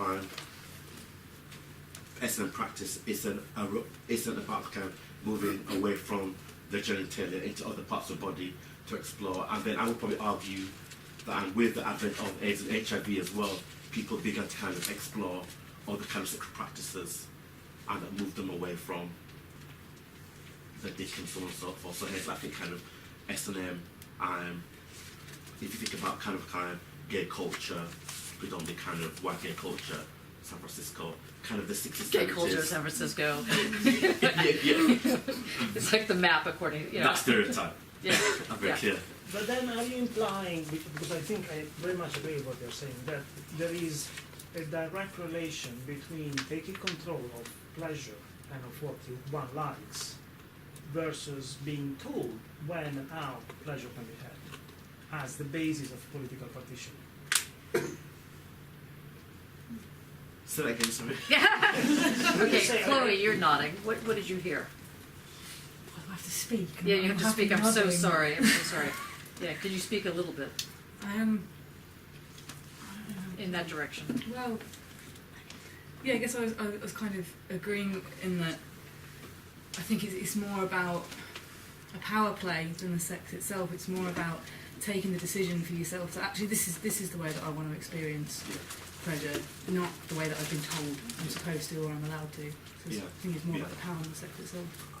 I also think that there's something also about when that sexual practice is taboo as well. I think actually some people, they want to kind of play with it kind of more so because they've been told that you can't. Yeah. And then, so I think there's this, I'm not very clear, I think there's something about being told that you can't dress up and do this, but then to do it, then does something else for you or to you or whatever.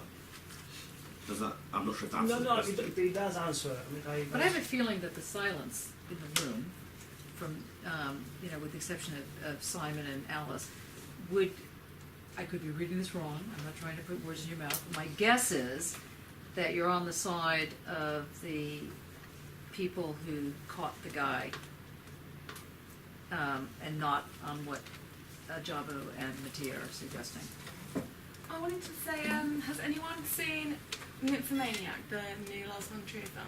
Have you seen the second one where, in the part 2, there's a really interesting scene where like Charlotte Gainsbourg's character has become this kind of like, I don't know, she goes around and like kind of like kicks the shit out of people, using like a sexual way to get what she wants, and like I don't really know what it is, but there's a really interesting scene where like she needs to get like money off this guy, so she's like tied him to this chair and like she's trying to like she tells him all the stories of her like sexual like exploits and what she's done to try and like turn him on, and then like nothing's working and she's confused, and then all of a sudden she starts telling this story about a child like running through the park and like running on top of him, and like that gets him hard, and like then she gives him a blowjob and they're like, why did you do that? And she was like, don't you respect a man who's so, because he was crying, I should have said, he was crying when he got hard because he was so embarrassed, and like she was like, oh, shouldn't you respect a man that has spent all his life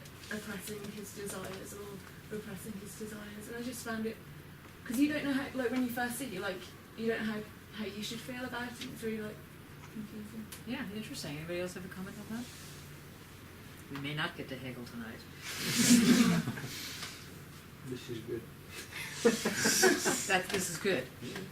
So what's your comment? Not this is good.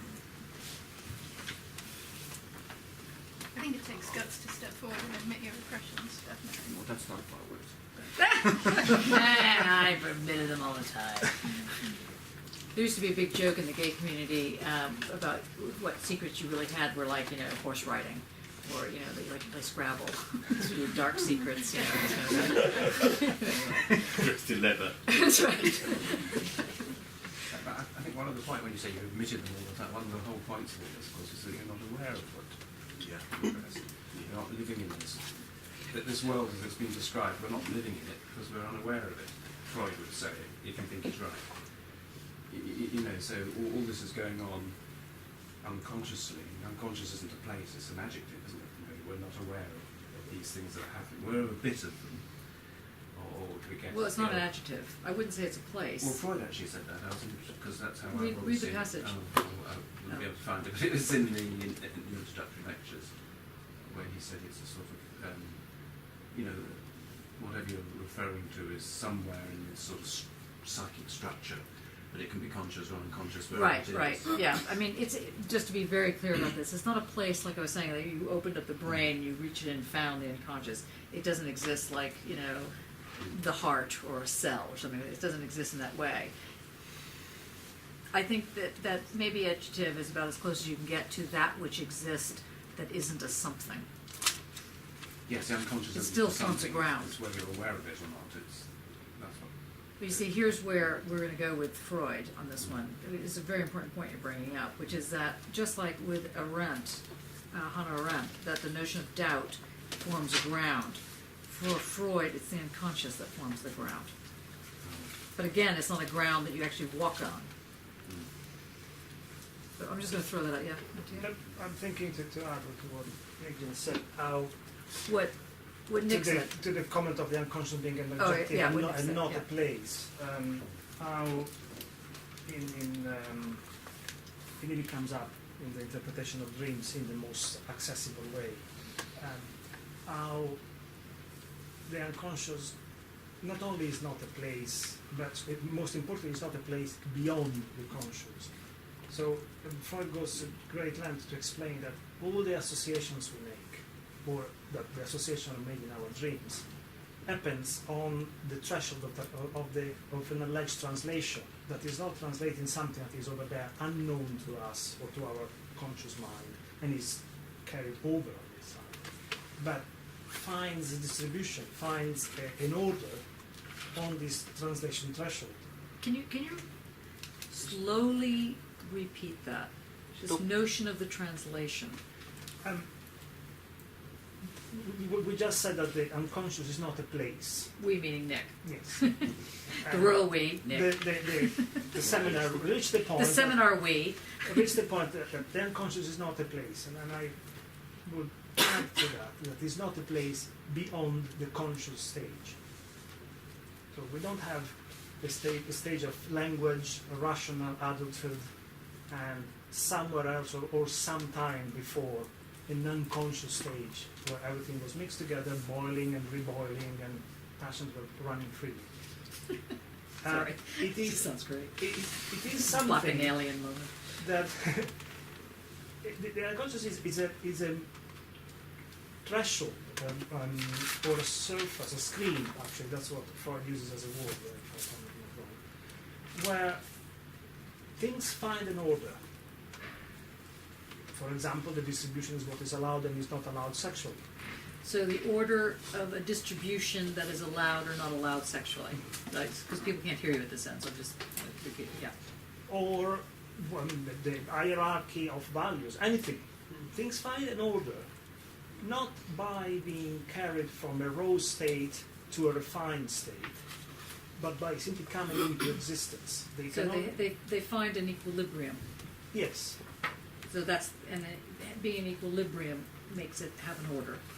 But there's also these matches, what you were saying before, as in nobody comes out of childhood unscathed. For Freud, nobody is normal. There is no such a thing as normality. Everybody is traumatized in one way or another. Yay. Precisely because there isn't an absolute balance between two sides, because there are no two sides. There is this side organized in some way that if you've read A Child is Being Beaten, you see how Freud describes how the experiences of the child in reference to the child's desire to be loved by the parents progressively shape the frustration of this desire. Say it again, because I don't know if people heard that. The child wants to be loved. The child wants to be loved unconditionally, not the love of the breast you started the lecture with. And progressively, there are instances of various kinds that frustrate this love, whether because there is a new sibling coming into the family, so the attention shifts, or because the child is weaned and grows old enough, needs to go to school, or whatever happens. So these frustrations, these experiences of frustration, progressively shape the frustration. There isn't a pure frustration that then is organized one way or another. So what I believe is very important to realize here that is that the order that divides what is good from what is bad, what is allowed from what is not allowed, is not organizing something that pre-exists in a pure state. It's shaped while it happens, and it doesn't exist in any other way. So the shaping of happening is what is called a drive. So don't think a drive is pure, like pure pleasure or pure death, the two drives he talks about. Those are the uber shapers, as it were. They're like the transport links, the infrastructure, as it were, of the web. There's two main versions. And so the frustrations or the emotions or the pattern or the equivalences are distributed, are circulated as they are encountered, as they are happening. And the happening sort of feedback loops to make it a more complicated happening. Guy? Yeah, I just thought it's like this seduction game with the avatar, it goes both ways. It's like the kind of the avatar that seduces the accused pedophile, and the pedophile kind of seduces this avatar which is supposed to be a child. And I was also thinking, just when I came, was this really horrible war going on in Israel, and people became really, really fascist. And there was also this notion when you just, for example, if you went to the market and you just talked to, to the guy who's selling vegetables, and there was this kind of notion of just trying to figure you out, which side are you? Are you really with us on this? Are you really supporting this, or are you one of those that are, Liberals. out, yeah, and they throw up, you know, this kind of propositions, and you would get the sense that they get this kind of kick, you know, out of it, like, you know, to try to kind of test you and to see, you know, what will be your reaction? How will you? I mean, will you flinch? Will you? I mean, will you kind of? And how did you find that? Was it scary? Was it, did you just like ignore? What happened? I wasn't scared. I was kind of annoyed, and I was kind of also very frightened, but not from them. But no, but frightened from the idea that they could be so sadistic in that sense. Yeah. Not from them actually doing something to me at that moment. You know, because it's like people are That's because actually, you're young, so well, you're actually I feeling knew, visible. you know, that people we are in interaction, you know, weekly. People who I know in some way for a long time, and they are kind of, you know, they kind of make these kind of questions, but not really in a questioning way. You know, they don't ask me like, how do you feel about that?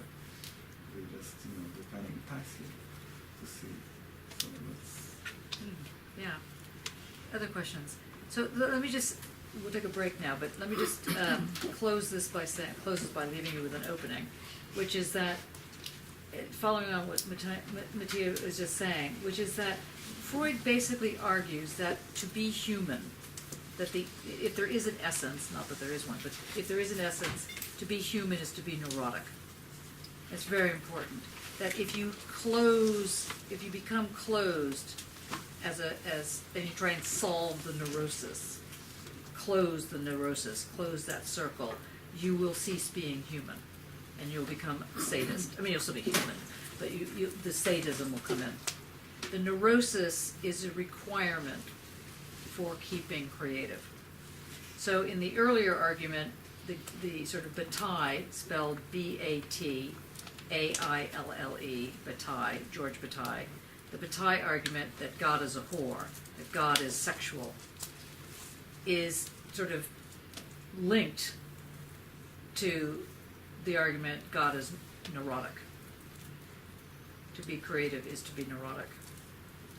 It's not quite the same argument as to be creative is to suffer. It's not quite the same thing. It's to not close. Nick, did you have a question on that? Well, I've got a big sort of terminological problem here because I've sort of come from No. a background where neurotic means something else, and I think too often people sort of think that to be sort of somehow mentally disordered Right. is a good thing, which No, neurotic does not mean mentally disordered. Well, there is a sort of whole series, using words like depression and neurosis and that sort of thing, just makes me anxious because I think a lot of people jump to conclusions when those words are used. When Freud, I think Freud is a bit, it's unfortunate he used that term neurosis because other people have talked about complexes and things like that, but he's also talks about neurosis in another way, which is people who are suffering from this, where the development that he's describing has gone wrong. Yeah. And then so the obsessional, the rat man, for example, it's all gone wrong. You know, those people are suffering. But for most of us, we go through all this, but we don't have to end up like that. Like Ratman, yeah. Yes, and so, and also, I don't just attribute, I don't associate art with neurosis or. Right. No. To try and be as clear as possible here, the idea is that there is no one-to-one relationship between knowledge, sexuality, ego, id. They are like almost mismatched, and that sort of non-matched, non-literalness is what keeps something open. And it's that openness that Freud in places calls neurosis. He calls neurosis other things as well, but that, and it's that neurosis. I share the fear or the worry about that. I had that with Deleuze-Guattari and their obsession with the word schizophrenia. It used to annoy me to no end.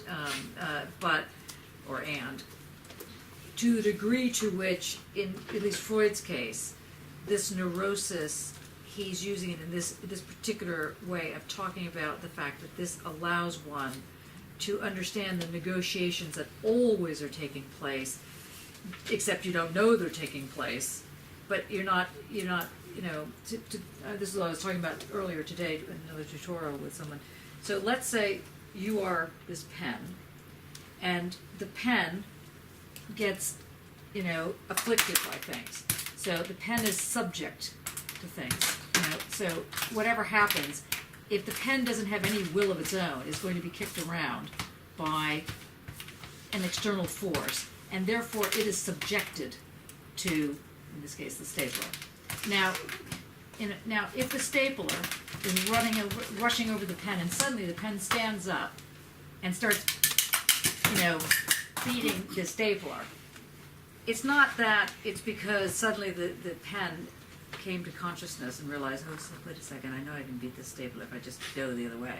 It's rather that there is something that goes on in the subjective moment of being forced down, down, down, down, down, that Freud is arguing that at some point, if you're forced so far down, there's no way that this entity, in this case the pen, can come back. If it can come back at all, it can come back a little bit to deal with the stapler, the superego.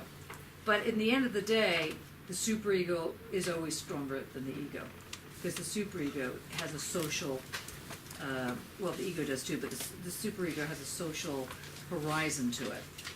So this is just to get you to try and wear these outfits, wear the notion of subjectivity, of objectivity. We're going to get into this a little bit more after break.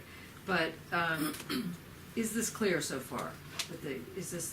We'll get more into the pencil and the stapler in terms of their little debates. Yeah? Break?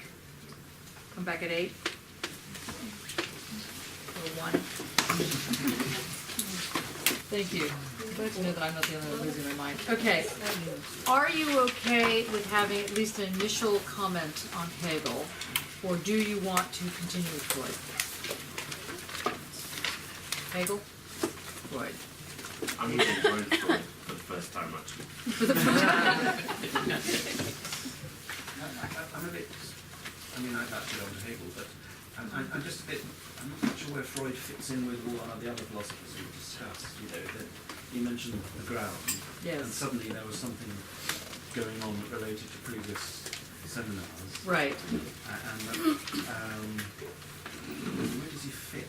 Okay, I will, what I will do then, is Nick basically summarizing everybody else's concern? And you spoke anyway about it. That's right. That doesn't mean you could still be the person that's I'm the font of all the knowledge. unconscious becoming. That's right. The font of the group unconscious. Yes. Yeah, Simon? You have Well- a perplexed look on your face. No, well, it's about how do we break out, isn't it, from these strictures that we don't even know are there, sort of Yeah. thing. It's all to do with that, isn't it? How do we become free to be who we are meant to be, or supposed to be, or really are, or Yes. Okay, let's do it this way. I know this is going to sound horrible, but do you remember in the beginning when you were young, free little children before you started this course? Let's say the day that you started the course. That includes anybody, no matter what age. What biological age? When you were young little scholars, not knowing, and you inadvertently moved into this class, okay? And then your toys were taken away. And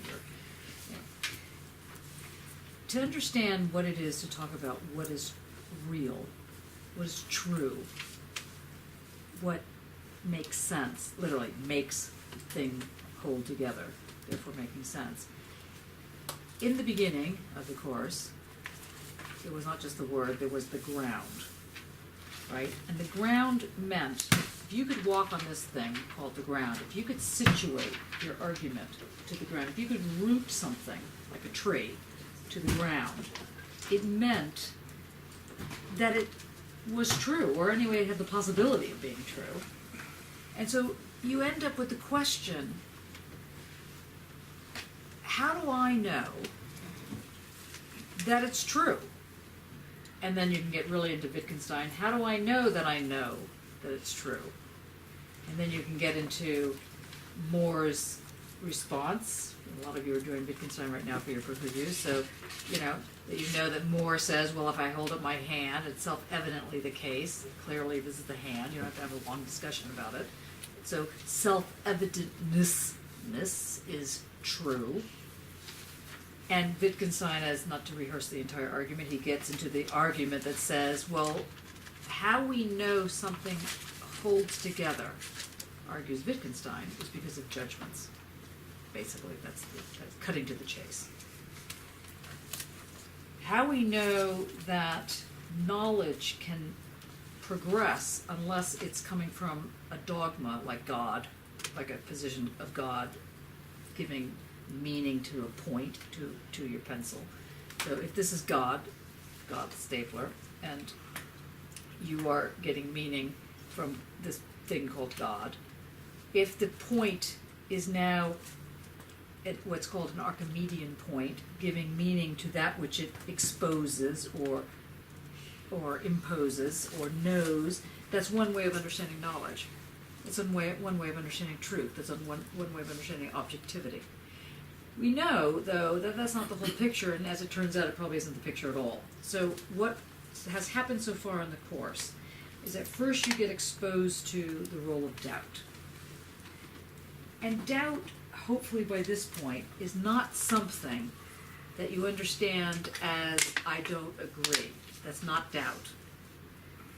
Doubt is not also Thomas putting his fingers into the cut of Christ, going, I don't believe you, in sort of a medieval version of Victor Mildrew. It's like it's not, that's not. It actually would be a very good doubt in Thomas. I don't believe it. Okay, that's not the doubt we're talking about. The doubt that the Cartesian doubt, I think, therefore I am. The pre-step to that is I doubt, therefore I think, therefore I am. And what constitutes this thing called doubt is that which you can't go back any further. You can doubt that this is a bottle of water. You can, whatever, you can go back, but you can't doubt, you can doubt that you're really here. You can doubt that this is a reality. You can doubt that you ever dreamed something. But you can't doubt doubt. That's the ground. So it doesn't mean you literally have to stand on something called a ground. So the ground can be a wall. The ground doesn't have to literally be on the floor to be the ground. It means that it is capable of holding something together so that you can then deduce something from it. So the ground, in the old sense of telos, was in fact the goal. So remember that the acorn unfolds to become the tree, the oak tree, but the oak tree is what gives meaning to the whole unfolding process. And that's a very specific way of thinking, and that way of thinking is still with us today. That way of thinking is parallel to the other Enlightenment forms of thinking. And a lot of you, in fact everyone, I would be willing to guess in this room, somehow engage with telos on a day-by-day, minute-by-minute level. Especially for those of you that think about what I call age concern. I don't mean the group called age concern. I mean that you're thinking you're heading toward the end. that kind of thing. So, and then that gives meaning. A lot of people say you cannot understand life unless you understand that death really is going to happen. So that gives meaning to your life. That's telos. Or telos. So it's really amongst us. Now, those are too broad in a certain sense. That's not to say they're not useful. It's almost like geometry is helpful, but it's not going to get you into space.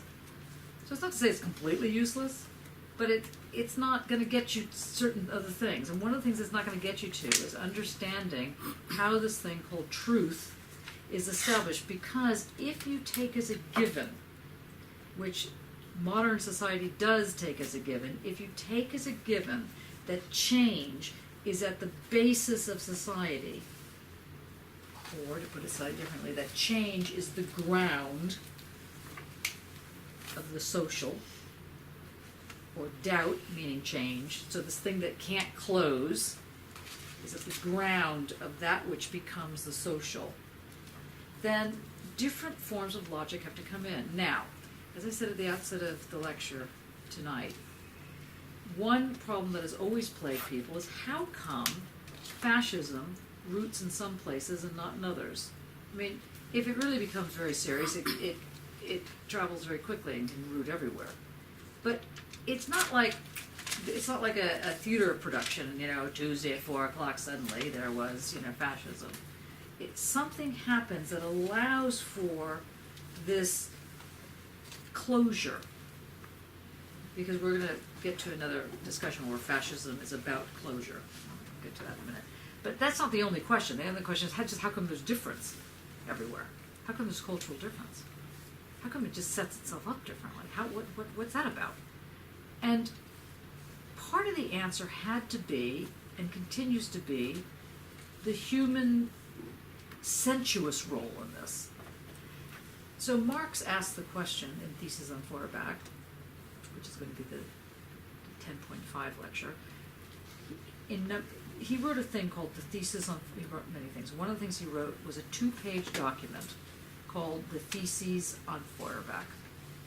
Feuerbach was a materialist who believed that everything was made out of, the practical.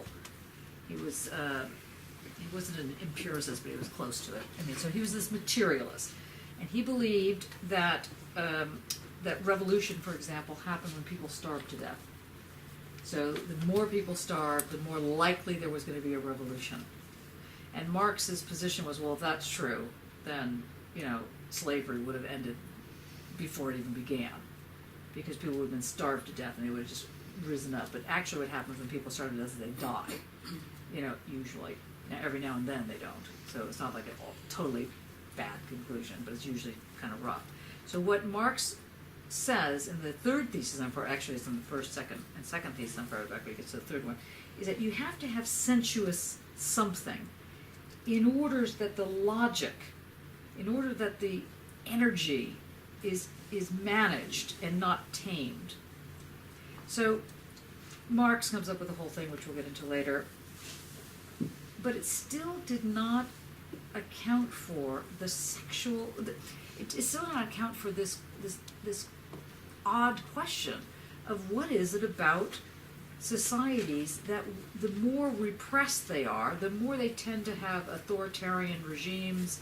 There's some relationship to the repression of the sexual and the repression of women in the sexual, but not just women, that requires an authoritarian response. And so Freud was one of the first to say, let's step away from psychology and let's step into this thing called psychoanalysis. It sounds trite in a certain sense, but what he was trying to get at was he wanted to privilege sexuality as the site for the psychological. He did not want to privilege the neurological synapses that a lot of people would talk about in psychology. He was not interested, he wasn't uninterested in it, but he wanted to say, when you have a nightmare and you're dreaming about, being eaten by ants all over your face. By the way, if you go to Saatchi, there's a huge ant thing. Kind of reminded me of it. So if you have the ant problem, or if you dream about vermin, it says, Freud has a whole thing on this. Is all about the sexual, you feel sexually exposed. If you have dreams that you're speaking to, let's say, a class or, whatever, to a group of people and you're naked, there's nowhere to hide. This is sort of obvious what these dreams in that sense about. And Freud wanted to say that these dreams were not dreams like superstitious, like sometimes people would dream, there's in the Bible and the Talmud and whatnot, there's people, 7 fat cows and 7 thin cows, and it means 7 years of, abundance, and then 7 years of non-abundance, and so there was that level of, and you say, no, the dreams aren't about that. The dreams are actually about the way in which your inner turmoil meets the social. That's what they're about. And in order for the social to be fully realizable in a good way, let's say, in a way that speaks to humanity and also recreates humanity, not as something that someone has a thing about. It's not a telos. It doesn't create humanity in some image of God, image of whatever, just no image. It just creates a better, unending version of creating. One has to understand the importance of the sexual. That's Freud. And Freud furthermore said that the sexual is the ground. It's the secret ground. No one talks about it. Everyone talks about it, but no one really talks about it. Sex and death. That's it. You know, no one really talks about it. There are all these rituals around those two things. And his argument was that everything goes over and over and over, either around sex or around death. Sometimes both. But never neither. Sex is always the ground, is Freud. Can I ask a quick question? How So the quick? way does that then link to Bataille? That's not a quick question. I can't answer that question at the moment. Not because I won't answer the question. It's put slightly differently. Because Bataille, well, I'll answer it slightly quickly, which is that Bataille, as many of the people that were artists working in, trying to, either work with or against fascism at the time, Bataille went through different phases,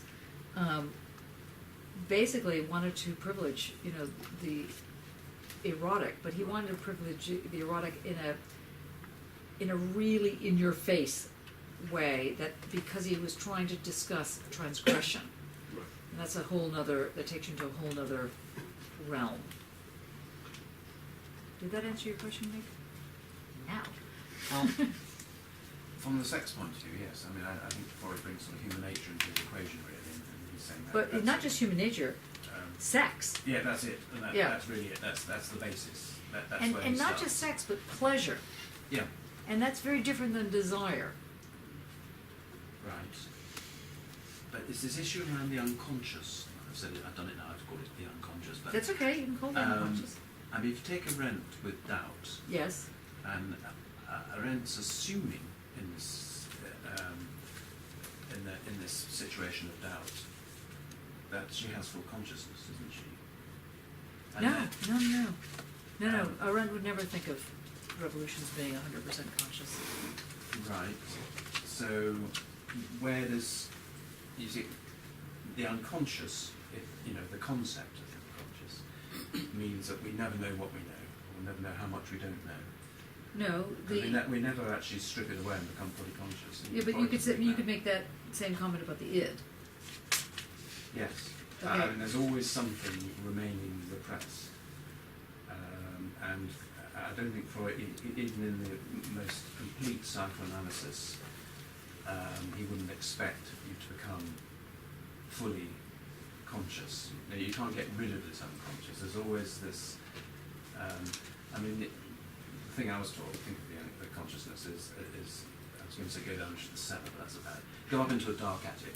Yeah. And with a torch, and then what's in the light you're conscious of, and everything else you're not unaware of. I think awareness is a much better word actually. Right, but he Because doesn't use that. doesn't have all the sort of connotations of the whole Freudian thing, It's, But Freud wants you to have these well, connotations. yes, You know, but Freud, after all. in terms of awareness itself, as opposed to No, because it's not about awareness. It's not Right. about that part of it.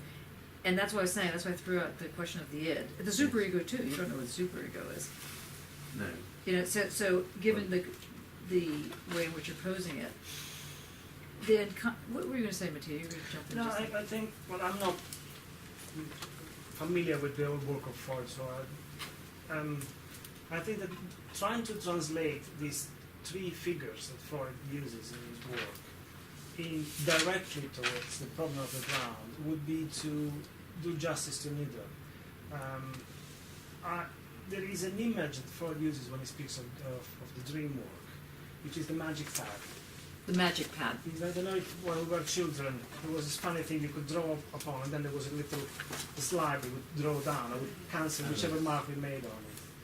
So the magic, and Freud really insisted the magic pad reflects what he calls the unconscious, because it is plastic. It can take traces of things, and this can be elaborated as much as complex as they can become. But at the same time, it's not something that has a present as far as keeping these traces. So this is fluid, and this is why then it becomes a screen or a threshold of translation. When he speaks about the analysis of the interpretation of dreams, he really emphasizes the fact that one is not trying to read into the dream. And what is important is the association in the wake state and one makes amongst the images of the dream. So the meaning of the dream, between quotation, is not the 7 fat cows, but what one says about the dream while being awake. So there is this interesting thing that the ground, if we want to draw a relationship direct with that, is this finding an order for this thing, finding a relationship between them, and it happens already on this side, so to speak. And which side is this side? It is the wake side. It is The awake side, what yeah. we would call the conscious side, and it constitutes the threshold, or I like, since Nick was mentioning the image of the metaphor of the torch. In other languages, the threshold has to do, the name resounds, the line between light and shadow on the door. So yes, there is something you cannot see, but it's not something that you cannot see. It's simply beyond all that can be said, all that can be articulated in the various languages we use. So it's absolutely unreachable. And it is a dynamic, I mean, as Cartesian doubt is a dynamic revolving that holds the whole edifice up, so is this Freudian mechanism. It makes sense. It's not Literally. representing, it does make it. It's dynamic constantly. And Yeah. it makes it with what we have in the wake life, which is already structured, articulated into repressions and things that are allowed. And one tries to find ways through it. So in that sense, not to be pedantic about this, the ground, what I'm hoping you're getting out of this, and it's a tough thing to get, is that the ground is not something you stand on, even though it's called the ground. It's a environment that allows for the making of sense to hold, even if it's for a minute or a moment or an instant. And so the unconscious in that sense becomes the ground. Yes, it's almost the sort of, I think what you're saying, the concept of the unconscious. Not the concept of the unconscious. Right. I mean, I think what disturbs me is that, like you said, there's this stuff you can never know. It's beyond comprehension, yet it influences what you think, what you do, who you are. Yes, so it's And not that can so. never be known, or at least not unless you've got an extremely good psychoanalyst. No, even then. And even then. Even then. Sorry. No matter how much you pay. Here's where they get you. No, you can't know it, not because one's not smart enough to know it, but because it can't be. No, it's not even that it can't be revealed. It's that its shape doesn't exist in that manner. Yeah. So its knowability is only able to be deciphered. It's or to be like read through the dream, or in your own actions, or you kick the dog and you realize, oh, I really actually am mad at X. It's the displacement. So the Freud gets into this whole question in the dream around condensation, when things get put into a tiny little point, and then you undo the point and you realize, oh my God, that's an entire discussion, or it's displaced. Now it's true that the psychoanalyst or whomever can help one map that out, but it's not like, I think what I'm hearing in your frustration is you're thinking, I'm being moved by uncontrolled forces, something like that I'm not aware of forces that are. Yes, I don't know the whole picture. And that bothers me. what? Me being you. Yeah, it bothers me. Perhaps I'm the rat man. But why? No, don't go there. I did say that I was the most obsessional person in the room. But now I'm proving it. But A lot of people haven't read The Rat Man, but trust me, when you read it, it's very obsessional. I think the thing is that it's the sort of awareness of the non-awareness, which for me is the ground. When you say the unconscious is the but ground. it's not that. It's not. What's another way of putting this? Jess is putting on a scarf, right? Let's pretend it's because you're cold, not because you're ready to leave. You know, so so the atmosphere. It's not like you think to yourself, it's cold, I'm going to do X, Y, and Z for the following things. Sometimes you tremble, you shiver, and it's a kind of, doesn't have to do with control or not control. It has to do with what is. So the is happens to you. You are the is, and it also is happening to you. You are also you're expressing the is, it's happening to, and so that is neither voluntary nor involuntary. It's a bad paradigm to hold it as be aware, don't be aware. It's a whole nother dimension he's talking about. It's a different logic. So the ground that grounds in this case, the making of sense, doesn't operate off of a linear, you do this, yes, no, aware, not aware, perceive, don't perceive. Yeah, is that what you were saying? Yes, I was thinking of making a parallel with art making. That might help. The cold thing didn't quite work. Sorry. In the sense that even if one decides or wants to be an artist, one doesn't decide to be an artist in an absolute void. No matter how restricted, banal, one has an image of what art is. And then as soon as one wants to start making something, then one has to choose what material to work with.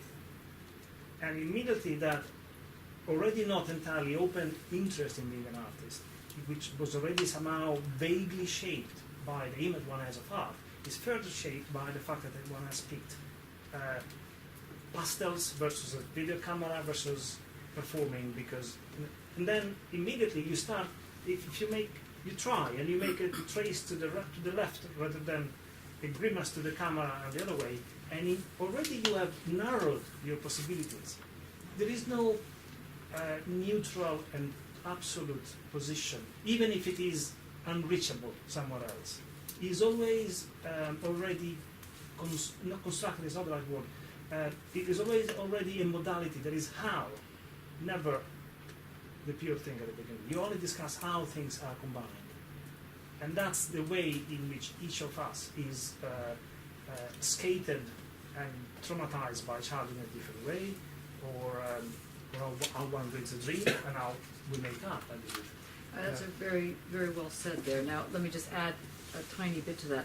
In the olden days, not so far along gone, to be an artist, you had to be a genius, and that people were, the brilliant, crazy artist kind of thing. Nowadays, particularly in contemporary, people don't believe you have to be this genius. Anyone, not everyone can be an artist, but most people can. And most people can as long as they can get past or somehow learn to deal with their repressions. Most people can't get past that, so their art is crap, because they keep mistaking art for excrement and the other way around. So, seriously, so if we get rid of the genius model of art, how do we understand art? It's like getting rid of the monarchy, the blood monarchy, the monarchy that believes, really, really, really believes that they are on the earth because they're performing a divine thing, of which, by the way, Queen Elizabeth does really, really believe this. She believes she is the divine line from God, in case you didn't know this. I'm serious. Now, if you break this, what's that? Let's get rid of it. Thank you. I'm glad she thought that. She does think that. And so, but the point is that the monarchy is to the degree to which people believe that that really is the case, that there's this direct link from God. Artists also thought this. They were maybe not the direct link from God, but the direct link of genius. Now, if you get rid of that model, the Archimedean point, that shines a light on something and that's what makes you do something, if you actually have a different model, you're dealing with modalities. And these are the modalities that Matteo is pointing out. These ways in which something else forms the ingredients of what you choose when you grasp something, how you grasp it this way versus that way. And this is, I guess, maybe that helps a little bit. Does it help a little bit? No. No, yes. I mean, I'm not sure if it's what I was thinking. Matteo? Probably it is easy to fall for an identification of the unconscious with what once was called the soul. Something that is inside us and is supposed to survive, if not survive us time-wise, but be beyond our plain physical fleshly existence.